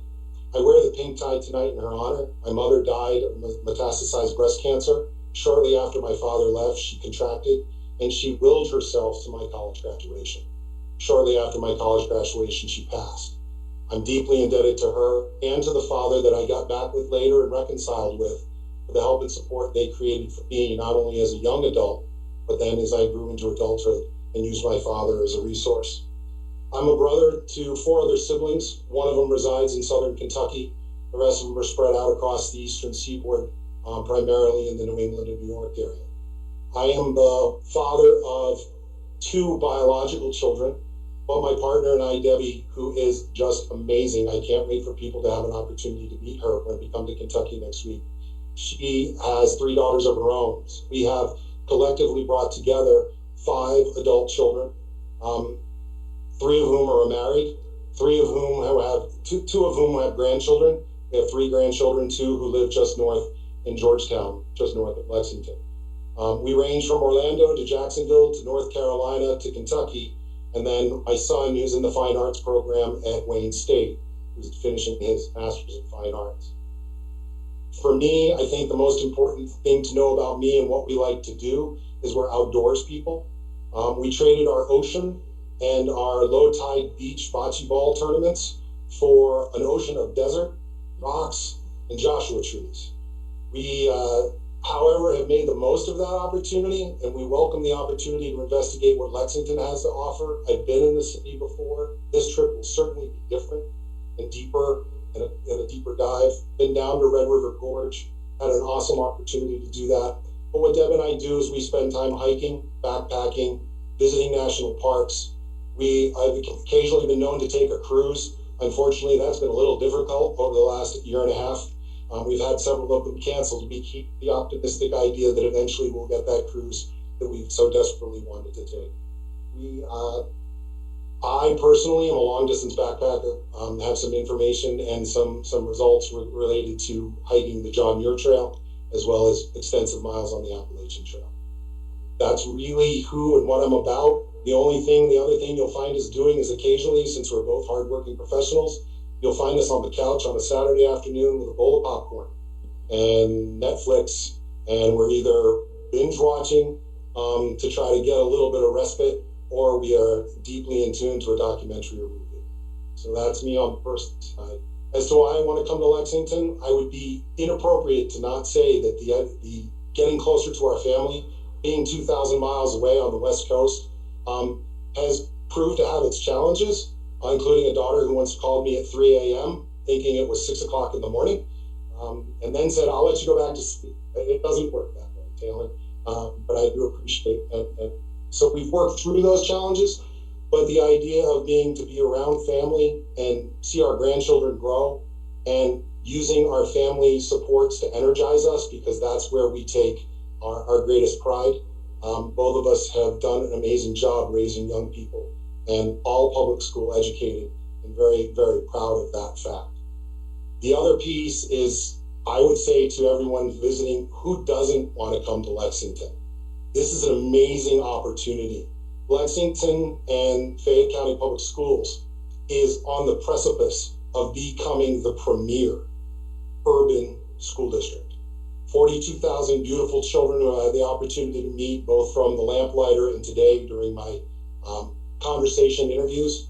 They are amazing young people who have great stories, very intelligent, well-spoken, and I can't tell you how enthused I was that they were my last interview today, because it just re-energized me for tonight's forum. This is an alignment I will share with all of you. If you look at my resume, I don't leave where I work. I spent a long-term career in Orange County Public Schools. I left only because I was toward the tail end of my career there. I would have stayed much longer, but Superintendent Jara and Clark County Schools needed a chief of staff. And he called me, and I said, I will come. And I've been here for the last 2 years, helping Superintendent Jara through his 3rd year of his superintendency, knowing that his contract now has been renewed to 2023. And I have his blessings to proceed in the procedure, because when I explained to him why I wanted to go, he told me to give it my best. And that's what my plan is tonight. It's what my plan is in the future. And I will always work to the behalf of students. I've spent more than 30 years in a dedicated career to young people. And the best part of that career is working with young people in a community and the energy that's returned. It's so amazing to do the right things for children, and then in return, get the gratitude and the energy to continue that work again and again and again, so that young people, no matter what their generational standard, no matter what their generational stance, they have the opportunity to be successful citizens and global citizens of the Lexington and Fayette County community. Really, again, a complete pleasure to be here. Looking forward to sharing more about me if that's what's necessary, or discussing more about my career and how it will apply to Fayette County Public Schools. So are you binge watching The Queen's Gambit to learn a little bit more about Lexington through that on Netflix? That is on our list. We are not there yet. I find our binge watching to not be quite as available as we'd hope over the last year and a half. Saturdays and Sundays tend to get occupied with some serious work time as well. I can understand. Well, sir, without further ado, let's get right into the questions. The first question. Diversity. It's a huge discussion point all around the nation, as well as here in Lexington. Please share your thoughts on teaching diversity, equity, inclusion, especially based on Dr. Nicole Hannah-Jones' 1619 project, where students are learning a more inclusive study about America's history, especially as it relates to race and the significant contributions of African Americans to that history, starting, of course, with the year when the first enslaved Africans arrived in the Americas. Well, that's an excellent question. I do appreciate the opportunity to respond to that. I believe that diversity, equity, and inclusion is the work of the future with our young people and with our communities. We have to respect people's diversity by including them in the conversation, including them in our lesson plans, including them in the examples that are brought forward to students. Equity is another huge piece of what we have to do. I define it as being just and fair. Equity is not equal. By its own definition, it's important to differentiate supports for children, schools who have higher needs, and support those educational programs appropriately. I love the aspect of inclusion. The project you referenced uses first-hand sources and essays in order to draw students into a history. As a former U.S. history teacher, it was never in my U.S. history book. But there's no reason why people like Charles A. Woodson and astronaut Ochoa cannot be used as examples to drive students to understand that they have a history too. I always find myself as an educator, when I found example after example after example looking just like me, that it was going to be necessary, based upon the diversity in my classroom, to dig deeper and find the heroes and the resources and the history of other cultures. When you talk about motivating children, that is one of the best ways to be able to do that. When students see themselves replicated in the examples used in a classroom, they begin to realize that they have a culture and a history greater than what may be put in a U.S. history textbook. That's just not in history. It can be done in science, it can be done in mathematics. We don't do enough to include all of the cultures who've contributed to where we are currently as a country and as a world.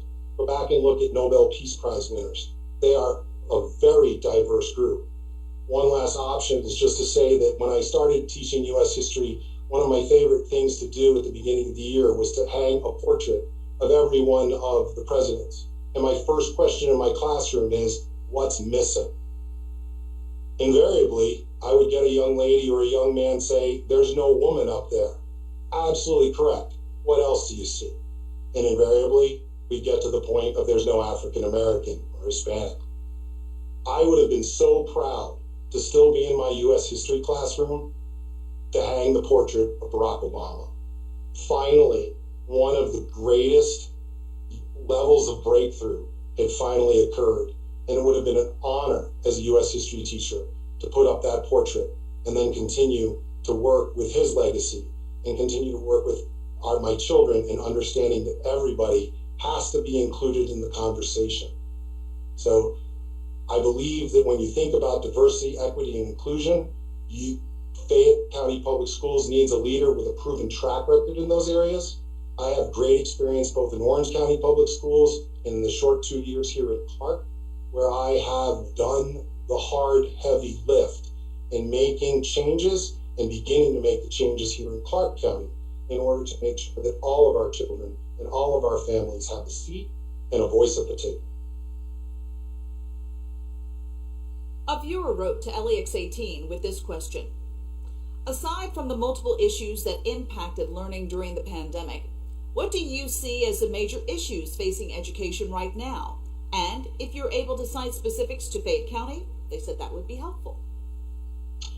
I think choice is still an issue. In talking with the students today and through my research, I think there was a question regarding how we could proceed to make sure that more students had access to choice options. Fayette County should be congratulated for what it's doing to reach learners at specific levels, both elementary, middle, and high school, to make sure that they have choice options that energize and innovate and make sure that students have a college and career pathway from almost the moment they arrive to pre-K all the way through their 12th grade graduation. I spoke with people who are dual enrolled today. I spoke with people who have the opportunity to go to some of the learning academies, the magnet programs. But we also have to always make sure that we have the priority of making sure that all, because that's what the mission statement says, all students achieving at high levels and prepared to excel as global citizens. We have to try to make sure that all students have the access to those programs. They're critical. And it's a difficult lift and hard to do, but I think it's possible. As a superintendent comes into the community, I think I would do the following things. I would want to listen, I'd want to learn, and only then I'd want to lead. And as lead became project plans, maybe a strategic plan or some other form of an outcome or goal, it's important to go back to the beginning of the process to ensure that the plan you're about to implement also has captured what the community wants. So as we look at diversity, equity, inclusion, we look at choice programs and what Fayette is offering to its students, I believe that Fayette County is right on the precipice of being recognized by multiple organizations regarding its great work. And I think moving forward, there's still great work to be done. But with the help of the community, with the help of the principals, staff, educators, licensed staff, the cabinet, all the people I had the opportunity to meet today, and especially the students, Fayette County altitude cannot be measured. It will go far beyond the community's expectations. From the school board survey link, what are your thoughts about educational opportunities for gifted and talented students? Should groups of students be kept in same-sex or in mixed-sex classes to achieve learning goals? And when looking at equity in the classroom, how do you see gifted and talented students being served? Gifted and talented students, when you think about diversity and equity, sometimes are left off the conversation. Gifted and talented students have needs and they need to be met. I am personally believe that whatever method works with young people in Orange County Public Schools, I was responsible for creating the first gifted magnet, where we actually allowed parents to have the choice to bring their students to a gifted academy and begin the work from 2nd grade to 8th grade with the expansion potentially into high school. I left before that magnet was fully populated, but I've checked back and I know that that work that I started there is thriving and the parents are pleased with the opportunity, while myself as a parent of a gifted child would have preferred to leave my daughter in her traditional environment with the gifted services that were available there. I just believe Talon needed time with other role models and other students. I didn't want her just collected with a group of gifted students. But it's about parental choice. It's about what parents think are going to be best for their children. In terms of same-sex or mixed-sex classes, I have seen evidence that both are effective. It's about doing things the right way. It's about making sure that you're examining those programs, doing the research behind them, and always checking the data. Always checking the data. I can tell you that in Clark County, one of the things I'm most proud of here with our diversity, equity, and inclusion work is what we've done with gifted students here. When I got here, there was about a 24% delta of overrepresented white children in our gifted program. The African Americans were a -10. They were about 16% of our population, but only 6 in the gifted program. And the biggest negative gap was 52% of our students being enrolled as Hispanics, but only 34% of them in the gifted program. As the Equity and Access Panel closed its work, I was involved in helping with the team, setting up some very specific interventions to change those outcomes. And what we agreed on were 2 very important things. One, we needed to establish universal assessment in our 2nd grade classes. That means out of the 21,000 students in the 2nd grade, all of them would have a free and public assessment as to how or if they qualified for gifted. As of today, we are over 14,000 students who have been screened, even though we've been in the midst of a pandemic. Over 3,000 of them are going to appear to qualify for gifted programs next year, and the scheduling is underway. More than 400 have qualified as highly gifted. The most interesting part of the data is how it aligns now back to the 24, 16, and 52. 24% white, 16% black, 52 Hispanic. Our numbers now from that pool of more than 14,000 students has the following percentages: 25% white, 45% Hispanic, and 14% African American. So we have found young people in the right percentages that reflect our population who are now going to have the opportunity to move forward into a gifted and talented program. Those types of efforts are what bring equity and access to a school system. It's about making sure that all children and all families have the right to have their child assessed. If I had my dream, we'd do it again in 4th grade, because it's another entry opportunity for more students who may have developed further to have an opportunity to enter.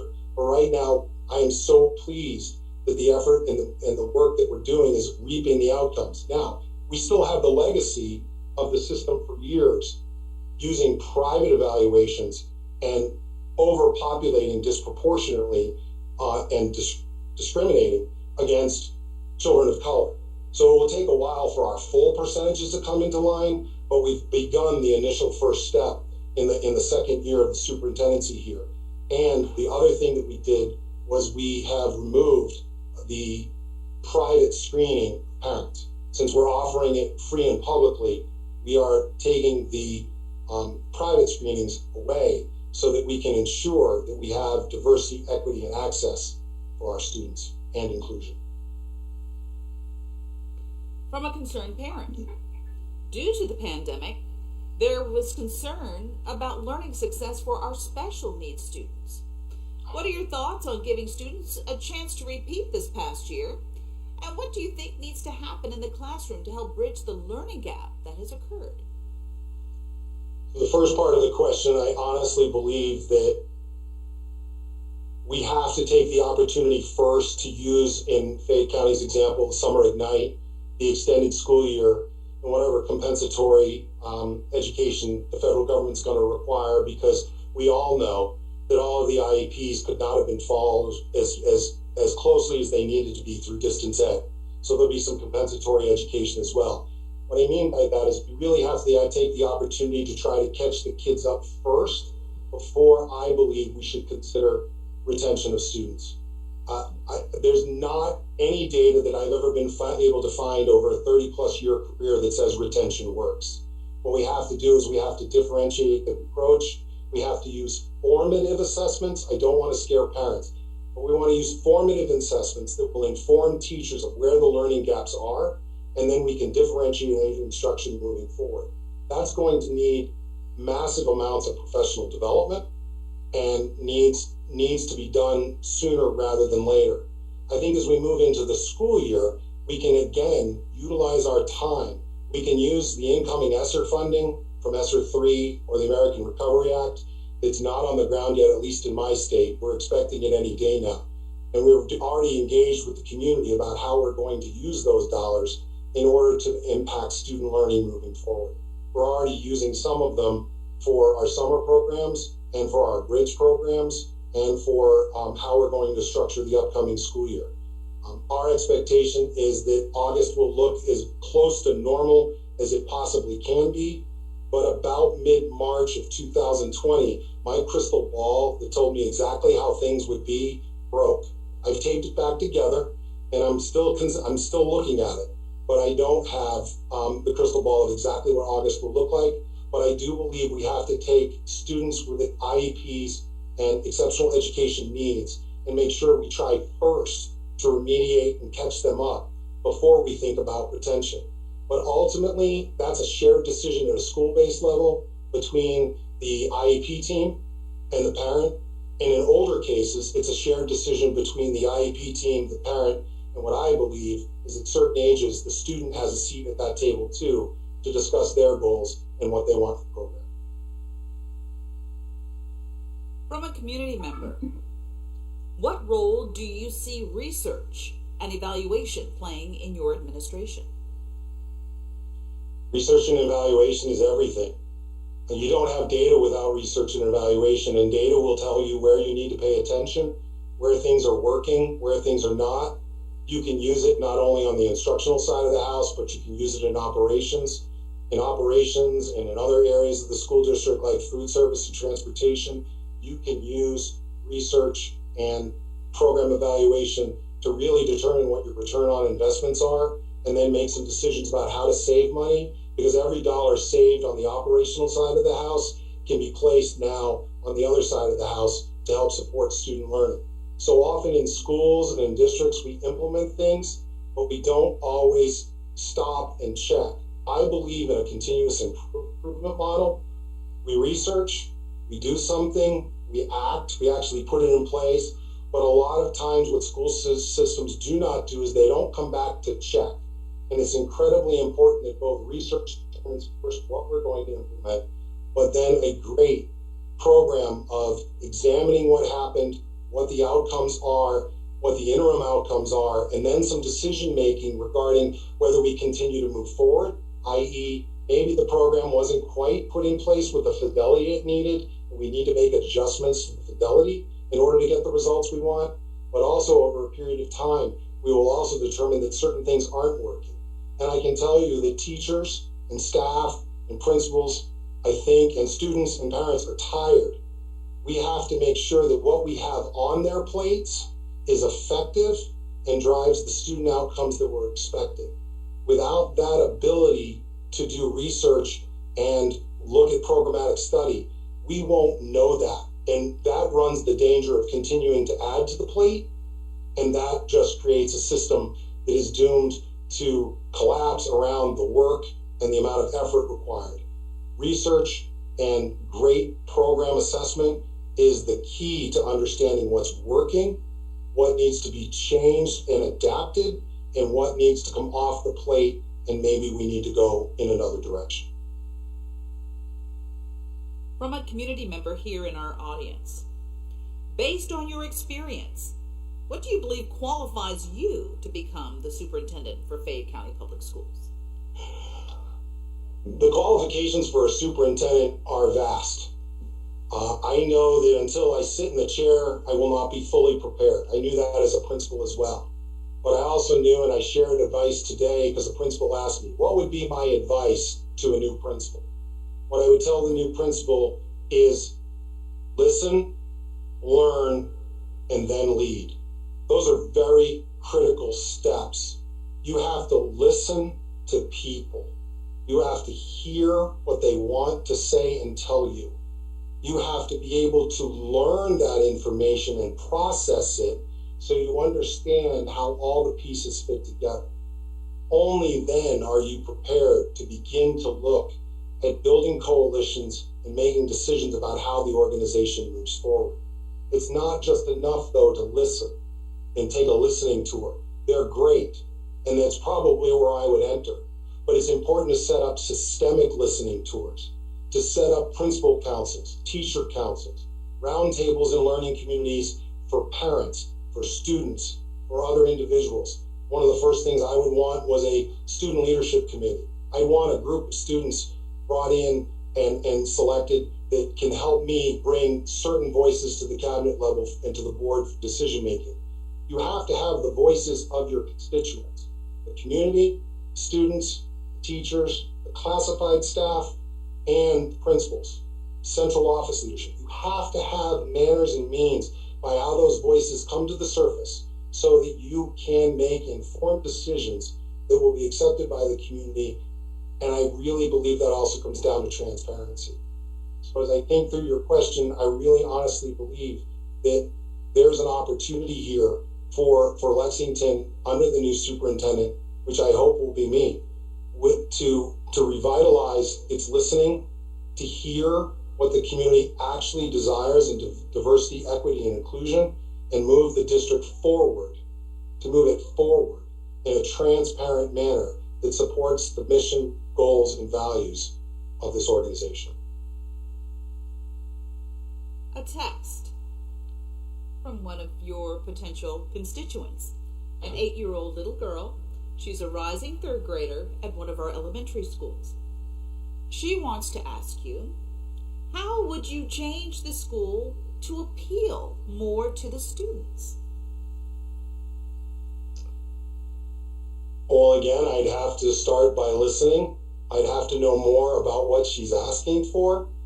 But generally, I believe that student interest in career paths, I know this is a third grader, but third graders have ideas of what they'd like to be when they grow up. I know those ideas change, but I think you have to be responsive and you have to make sure that schools are welcoming, that they're safe. There's a semblance of fun amongst all the learning. And I think that a young lady in third grade would want the opportunity to know that her teacher and that somebody else in the school campus cares deeply about her, and so would her parents. Her parents would also want to know. So when you think about what a third grader would want moving forward, they're going to want the opportunities as their career and as their goals mature and develop, so that they have the opportunity to follow their dreams, whether that be in agri-science, whether that be in animation, whether that be in the medical field, whether that is in a science like laser photonics, whether that is a desire to go into the workforce so they can prepare for college, or whether that's the opportunity to go to college as well.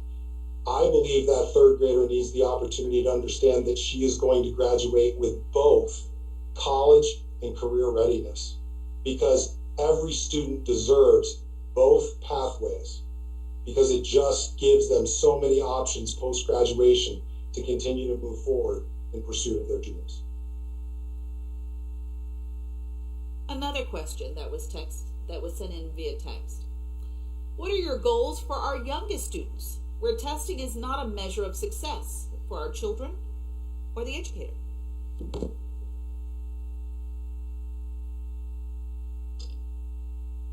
The testing of our youngest grade levels should be all about formative assessment. I know through research that young people who get into the third grade and beyond that are not proficient at third grade in both reading and mathematics face a very difficult uphill battle as they move through the rest of the elementary grades into secondary middle school and into high school. If they arrive at the middle school or high school level still behind in terms of their reading, the academic language and the content is going to potentially overwhelm them. Therefore, when we look at pre-K through second grade, I think we have to look at information that provides us a roadmap and a pathway with which to help students, all students, either continue to progress, to continue to push ones even further, but also to catch our young people up and make sure that by the time we get in third grade is an indicator of a lot of things related to adult life. I know it seems odd, but the research is very clear, mostly out of Maine, where how students come out of third grade can sometimes impact their trajectory, because as academic content, as I've said, grows, their ability to deal with content language while they're trying to develop linguistically becomes a conflict and a bit of a crisis, and it becomes more and more difficult. So I believe the investment in assessing young people at the primary level is not so much about holding a school or using it for a school grade or star rating or even using it related to teacher performance. It's really about informing instruction and then differentiating it so that we can make sure that all students come out of third grade proficient in mathematics, language arts, and reading. From a concerned parent, what are your thoughts about the importance of extracurricular activities like sports, social and academic clubs to the development, improvement of grades, behavior, and attendance of students? Would you support the use of available and additional funding to support these activities? The short answer to that question is yes. Extracurricular activities are vitally important, and it's not just sports. It's orchestra, it's band, it's chorus, it's foreign language clubs, it's student government. Over the last year and a half, what have our children been missing? They've been getting their academic lessons and they've been plowing through a ton of work. But what they've missed, which is a whole nother aspect of young people's development, is the social aspect of school, the interaction with peers. That's the gift of a public education, is the diversity that's present. Because when you step out of public school, you step into a public community. Where else do you learn but through your academic classes and through your clubs and organizations? So I believe that it's not only important to do, I believe that it's vital in developing the whole child. Every student should have the opportunity for finding a place where they can find their niche and be successful. That's what hooks some students. Some students are hooked by the possibility of playing on the football team and will put extra effort into their grades in order to be eligible. Some people are hooked by a violin or a cello, a trombone, the marching band. It's about finding opportunities for our young people to express themselves and giving them the health and mental support they need from those types of activities, which decompress. You asked me a great question at the beginning. Don't tell me about your resume. Tell me what you do with yourself. I hike. I backpack. I camp. I do that because I love it, but I also do it because it's a decompression. It's a way to continue my sanity moving forward in a world that demands more and more of me every day. I'm up to that challenge, but I have to find my places to refresh and renew. Students need that same opportunity.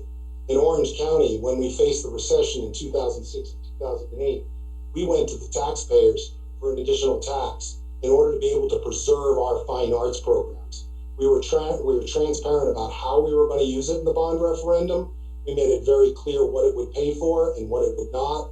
And we transparently placed on our website and reported monthly on how things were progressing to ensure that the taxpayers knew that we were good stewards of the public dollar. That's how important extracurricular activities are to me as a leader, whether it was in a school building, as an associate superintendent, or now as a chief of staff. One quick little story. It was so important. NIAA, which is our athletic association, required all of us to test our full contact athletes for COVID. We had already arranged and committed our dollars for our staff to come back and do randomized mandatory testing to ensure that we had safe classrooms. I partnered with the Wynn Hotel. The Wynn, in order to reopen, developed their own Miramis lab. So for less than $20 a student, which we had the dollars to do, we were able to test our full contact athletes.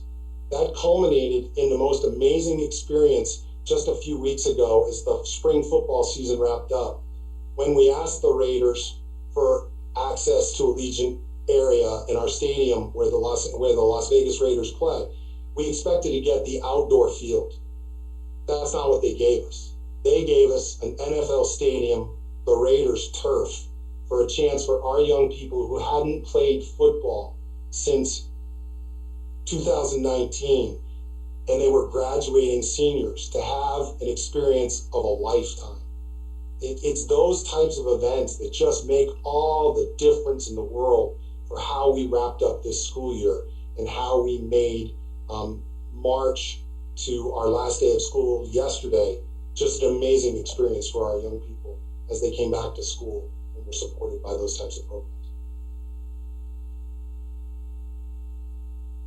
From a community member, what concrete steps will you take to make sure the district's equity statement is an action plan and not just words on paper?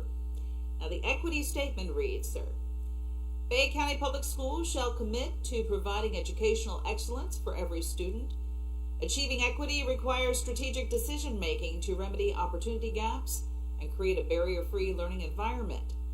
District leaders will reflect this commitment in policy and in governance. I think what you're talking about is a culture. And cultures begin by statements. One of my great opportunities here in Clark County is working with the Diversity, Equity, and Inclusion Commission. I am the chair of the group that is setting the goals and objectives for that work.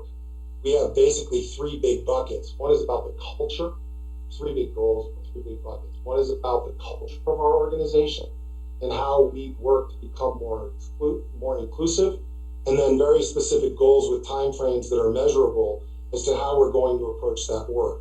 The second big bucket is HR policy, how we're going to drive diversity and inclusion and change our employee structure over time. Right now, we are overrepresented in our white population of teachers by more than 44%. The biggest gap we have is a minus 32% amongst our Hispanic students, but we're also behind in the number of African American staff that we have as well. We're -8. It's identifying those types of things that will drive a culture of change because they're measurable, they're transparent, and they're shared with the community, and the community expects us to make progress against those. The third big bucket is actionable things that we as a system can do. Where are we during Gay Pride Week?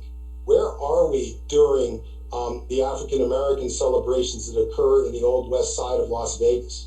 Where are we as employees at the table with our community groups? I work with the West Las Vegas Nevada Partners Education and Youth Committee.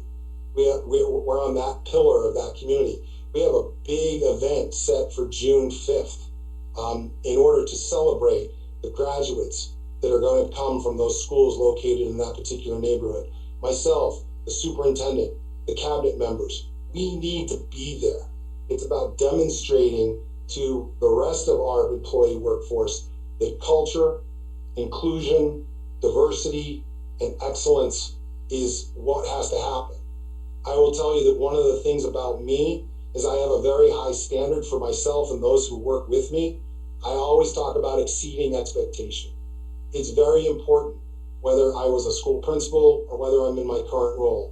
What can we do that's more than what's expected of us? Because that's the pathway to excellence. And excellence is what our young people in our community demand.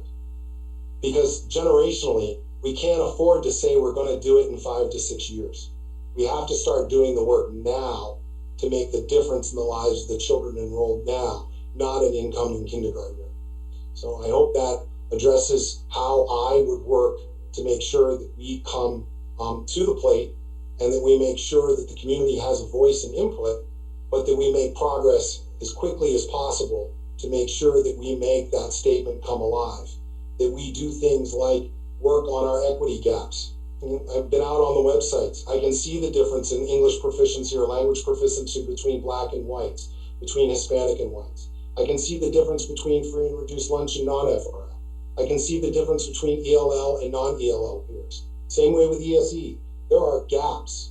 And maybe with a listen, learn, and then lead approach, maybe as we potentially revise the strategic plan moving forward, those become some areas that we publicly make a promise about. And then I love the phrase, promises made, promises kept. And that we show our community over the course of an annual basis how we're making progress. We won't close those gaps overnight, but we should be able to show incremental progress and show that we are closing those opportunities, closing those gaps, and creating opportunities for our young people. A concerned parent sent a text in and says, how would you ensure that the inequities that are present in the north side of our city, which is predominantly children of color, to those on the south side, which are predominantly white, become fair and equitable? Well, I think that's what you have to do when you have inequities. And when I think about inequities, I think about the reverse of that and saying, how do we drive equity in our system? And equity by definition is just and fair, and it can't be equal. It has to be diversified. And there may be a need in order to work with our school buildings, our budget models, and other aspects. Again, I have to get more information. But that's where I would begin. It always begins with getting the data and then making some decisions about what could be the implementation strategies. A do check act, checking back with the community to see if we're on the right path, making sure that principals and budgetary people have the opportunity to weigh in, making sure that we have the right stakeholders at the table in order to make an informed decision. I can tell you we're dealing with some of the same issues here in Clark County. As many of you know, this district grew at a massive rate during the late 80s and 90s. We were building 8 to 10 schools a year, brand new school buildings. And when you're building that fast on the outer ring of a city, what happens is you sometimes lose track of what's happening in school buildings in the core or in the center. We are just potentially days away from having our bond renewed. If our bond is renewed by the state legislatures, already passed the Senate by 2/3 vote, it appears that it'll pass the Assembly by 2/3 vote, go to the governor for his signature. That will create a $4 billion, with a B, a $4 billion spend over the next 10 years. That's $400 million a year of real work, real jobs, and real improvement for the schools that you're describing between the north and the south side. We've created a list that's public of our projects in order, and we're continuing to work with the community to finalize the list, and schools will know whether number 1 on the list, number 5 on the list, number 50 on the list. But we will work progressively through that list if the bond referendum is renewed in order to ensure that equity and access is provided. You've done the same thing in Fayette through your vote in Fayette, through your voters. You have the same dollars available, and the project plans are in place. And I think as it gets executed, the community will see that those types of schools that maybe have had to wait while some building occurred on the outskirts and the suburbs of the city, the time has come to come back inside and work on those buildings and bring that educational environment to the same level as the other school buildings were built more recently. From a Fayette County staff member, what do you believe is the importance of the visual and performance arts as a part of a child's total educational experience? How will you support the teachers in this area and ensure they and our students are given the resources needed to succeed? Fine arts. I did mention that I have a son up at Wayne State completing his master's in fine arts. My son is an actor, and I say it with a real sense of pride as a father. He has truly taken a path that most people would not. I don't know how my son deals with going into a casting audition and walking in and them saying next before he's even had a chance to say the words because he doesn't fit the character role that they're looking for. He deals with rejection every single day, but he is just so resilient about it because it's his passion and what he loves to do.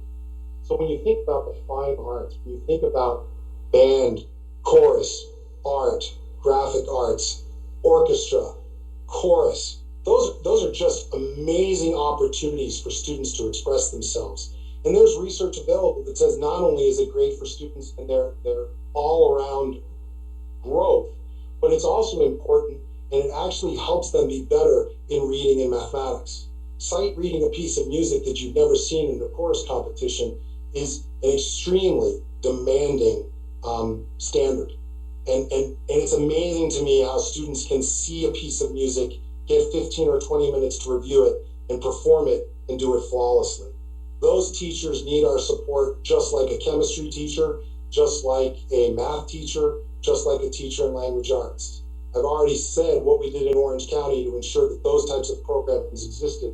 But you, as a principal, you can make those decisions based upon your school-based decision-making council. When I opened Odyssey Middle School as a brand new school building, we only were staffed and funded for 800 students.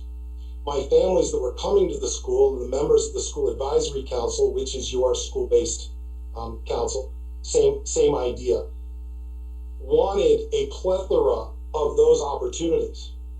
But I only had 800 students, so I only had the money to deal with a few electives and a dream. We worked as a committee through a decision analysis process, and we landed on band, chorus, art, and they wanted a computer spiral in 6th, 7th, and 8th grade to grow our students in terms of their technological capabilities. That's what we landed on.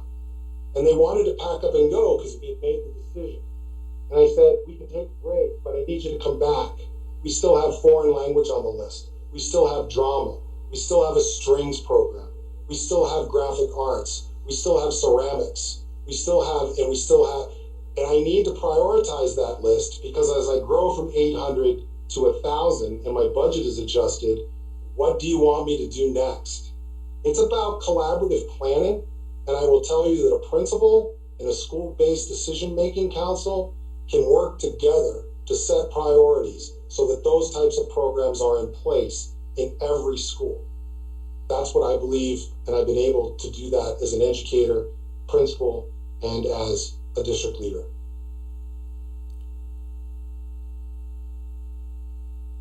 From a Fayette County staff member, identifying, recruiting, hiring, and retaining excellent teachers is a must. But most important when looking to build a diversified school administration staff and classroom teaching force, how will you go about doing this for our district? That is an amazing challenge, no question about it. There's a national teacher shortage. It's out there. College of Education, their enrollments are declining. Young people are not choosing the profession. So I start at the very beginning and say, what are we doing to instill in our children the desire to give back in our community? When we began Education Magnets in Orange County Public Schools, we also focused with the University of Central Florida on trying to create an opportunity where if our students graduated from a magnet program prepared and dual enrolled at some point their senior year, prepared to become and enter the College of Ed as a teacher, what would be the give back on the other end if they chose to sign up in Orange County for 4 years of teaching? What would be the impact to Fayette County, if we had the opportunity to work with the University of Kentucky College of Education and set up a similar program where our young people could enter the College of Education knowing they could come back to a school building, and if they gave us 4 years of service between the University of Kentucky, between the Fayette County Public School System, and between entrepreneurial and philanthropic give, could we create a situation where those young people's tuition is forgiven? We were working on it in Orange when I left, and I know the process is almost complete. Because I can tell you, if we can get a teacher for 4 years, and I saw lots of nods in my groups today, we can keep them. It's people who work for 1 or 2 years, they've got big bills to pay, they need to move on, they need to make better money. They just leave for all the wrong reasons. If we can keep them through year 4, the retention data is clear, we'll be able to keep them longer. And if you can keep them past year 6, we have a real chance to keep them for a full career. So giving us the head start in that way, that's one option. The other way to work with a diverse group and continue to work to diversify the workforce is to structure career ladders with lots of different people. You have a classified or support professional level where those wonderful people who do the backbone work of our school district should be encouraged to take one of 2 paths. They should be encouraged to move into management of their particular grounds or food service or bus transportation. But there are also people who are in the classroom who should be given the opportunity in a career ladder path to become a certified educator. It has been my experience looking at your numbers and looking at mine in Clark County. My support professionals are much more diverse than my certified educators. So finding the pathway for that diversity to come to the teaching ranks, diversify the teaching ranks, in turn diversifies your administrative pool. That's one option, and we're currently sponsoring a legislation in the Nevada legislature called the Teacher Pipeline Bill. We're trying to find a way to support professionals who have limited dollars to go back to school and then have to student teach. Often that means leaving their job to go work for free and student teach for their college. If the bill passes this legislative session, it will give support professionals the opportunity to student teach in the classroom where they're already working. They will continue to get paid as a support professional. They will be able to continue to feed and support and clothe their families while they can continue to make progress towards their career. Lastly, it's about taking barriers out. We're talking about diversity, equity, and inclusion, right? We're talking about things that people have put barriers in. As a high school principal, you know, there were so many barriers when I took over the school building and began to work with my team when I was appointed there. There were so many prerequisites for students to access curriculum. You couldn't get to Algebra 2 honors unless you had Algebra 1 honors. It didn't matter that you scored a perfect score on the state assessment. You didn't have Algebra 1 honors, so you could only take Algebra 2. Those types of things have to be removed, and they exist in leadership pipelines and teacher pipelines as well. When here in Clark County and in Orange County, we've been really examining what the prerequisites are for our aspiring leadership program, and one of the requirements sometimes, and it was true in Orange and true here, that they wanted an aspiring leader to already have their master's degree in educational leadership. I don't mind working and training and develop somebody who already has the degree, but wouldn't it be better to look out across our school buildings and find that young, talented teacher, that diversity pool of a man or a female or an LGBTQ, who identifies LGBTQ, and bring them to the leadership pipeline, train them, develop them, build them, so they finally say at the end of the program, you know what, I'm going to go back and get my master's degree. I really want to be a leader now. That's what we did in Orange. That's what we're doing here in Clark. And it's not going to solve it overnight. It is not a silver bullet, but it is a step and a process in the right direction to make sure, again, that we be transparent and we show the growth and show how the diversity is now beginning to impact our classrooms, our leadership pipeline, our principals, our district leadership, and beyond. So we're at the 5-minute warning. So we have just a few more questions for you. What is your position on police and or student resource officers in the classroom? This question came via text. I really appreciate the question. I expected it. For me, it's not the organization in our school. I was one of the first principals to include faith-based ministers. I met with Pastor Larry Mills and Pastor Zach, Pastor Frank Thompson, Pastor Beverly Brown in Orlando, and we created a process at my school buildings where those youth pastors were able to access our students during their lunch hour.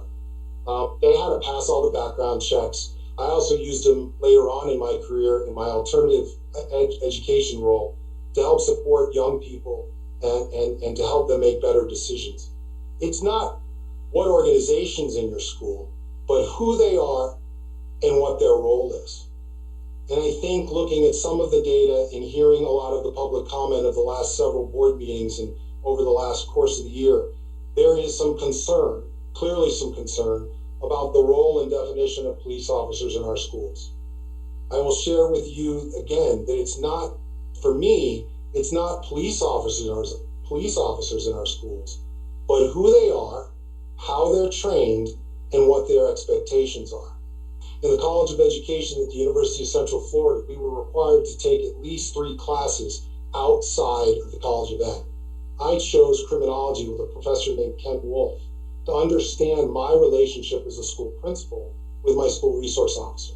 I had great ones, absolutely great ones, but their role was specifically defined within my school, and we met and we discussed what they were to do, what I didn't want them involved in, when I needed them to step back. We had great operational issues and operational standard operating procedures is what police called them.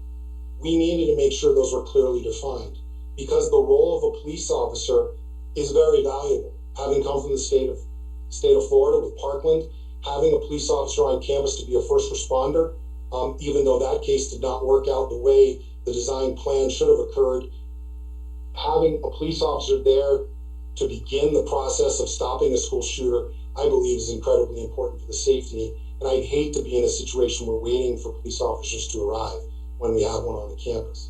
But we need to make sure that those police officers, when they're not involved in those emergency situations, are doing certain things.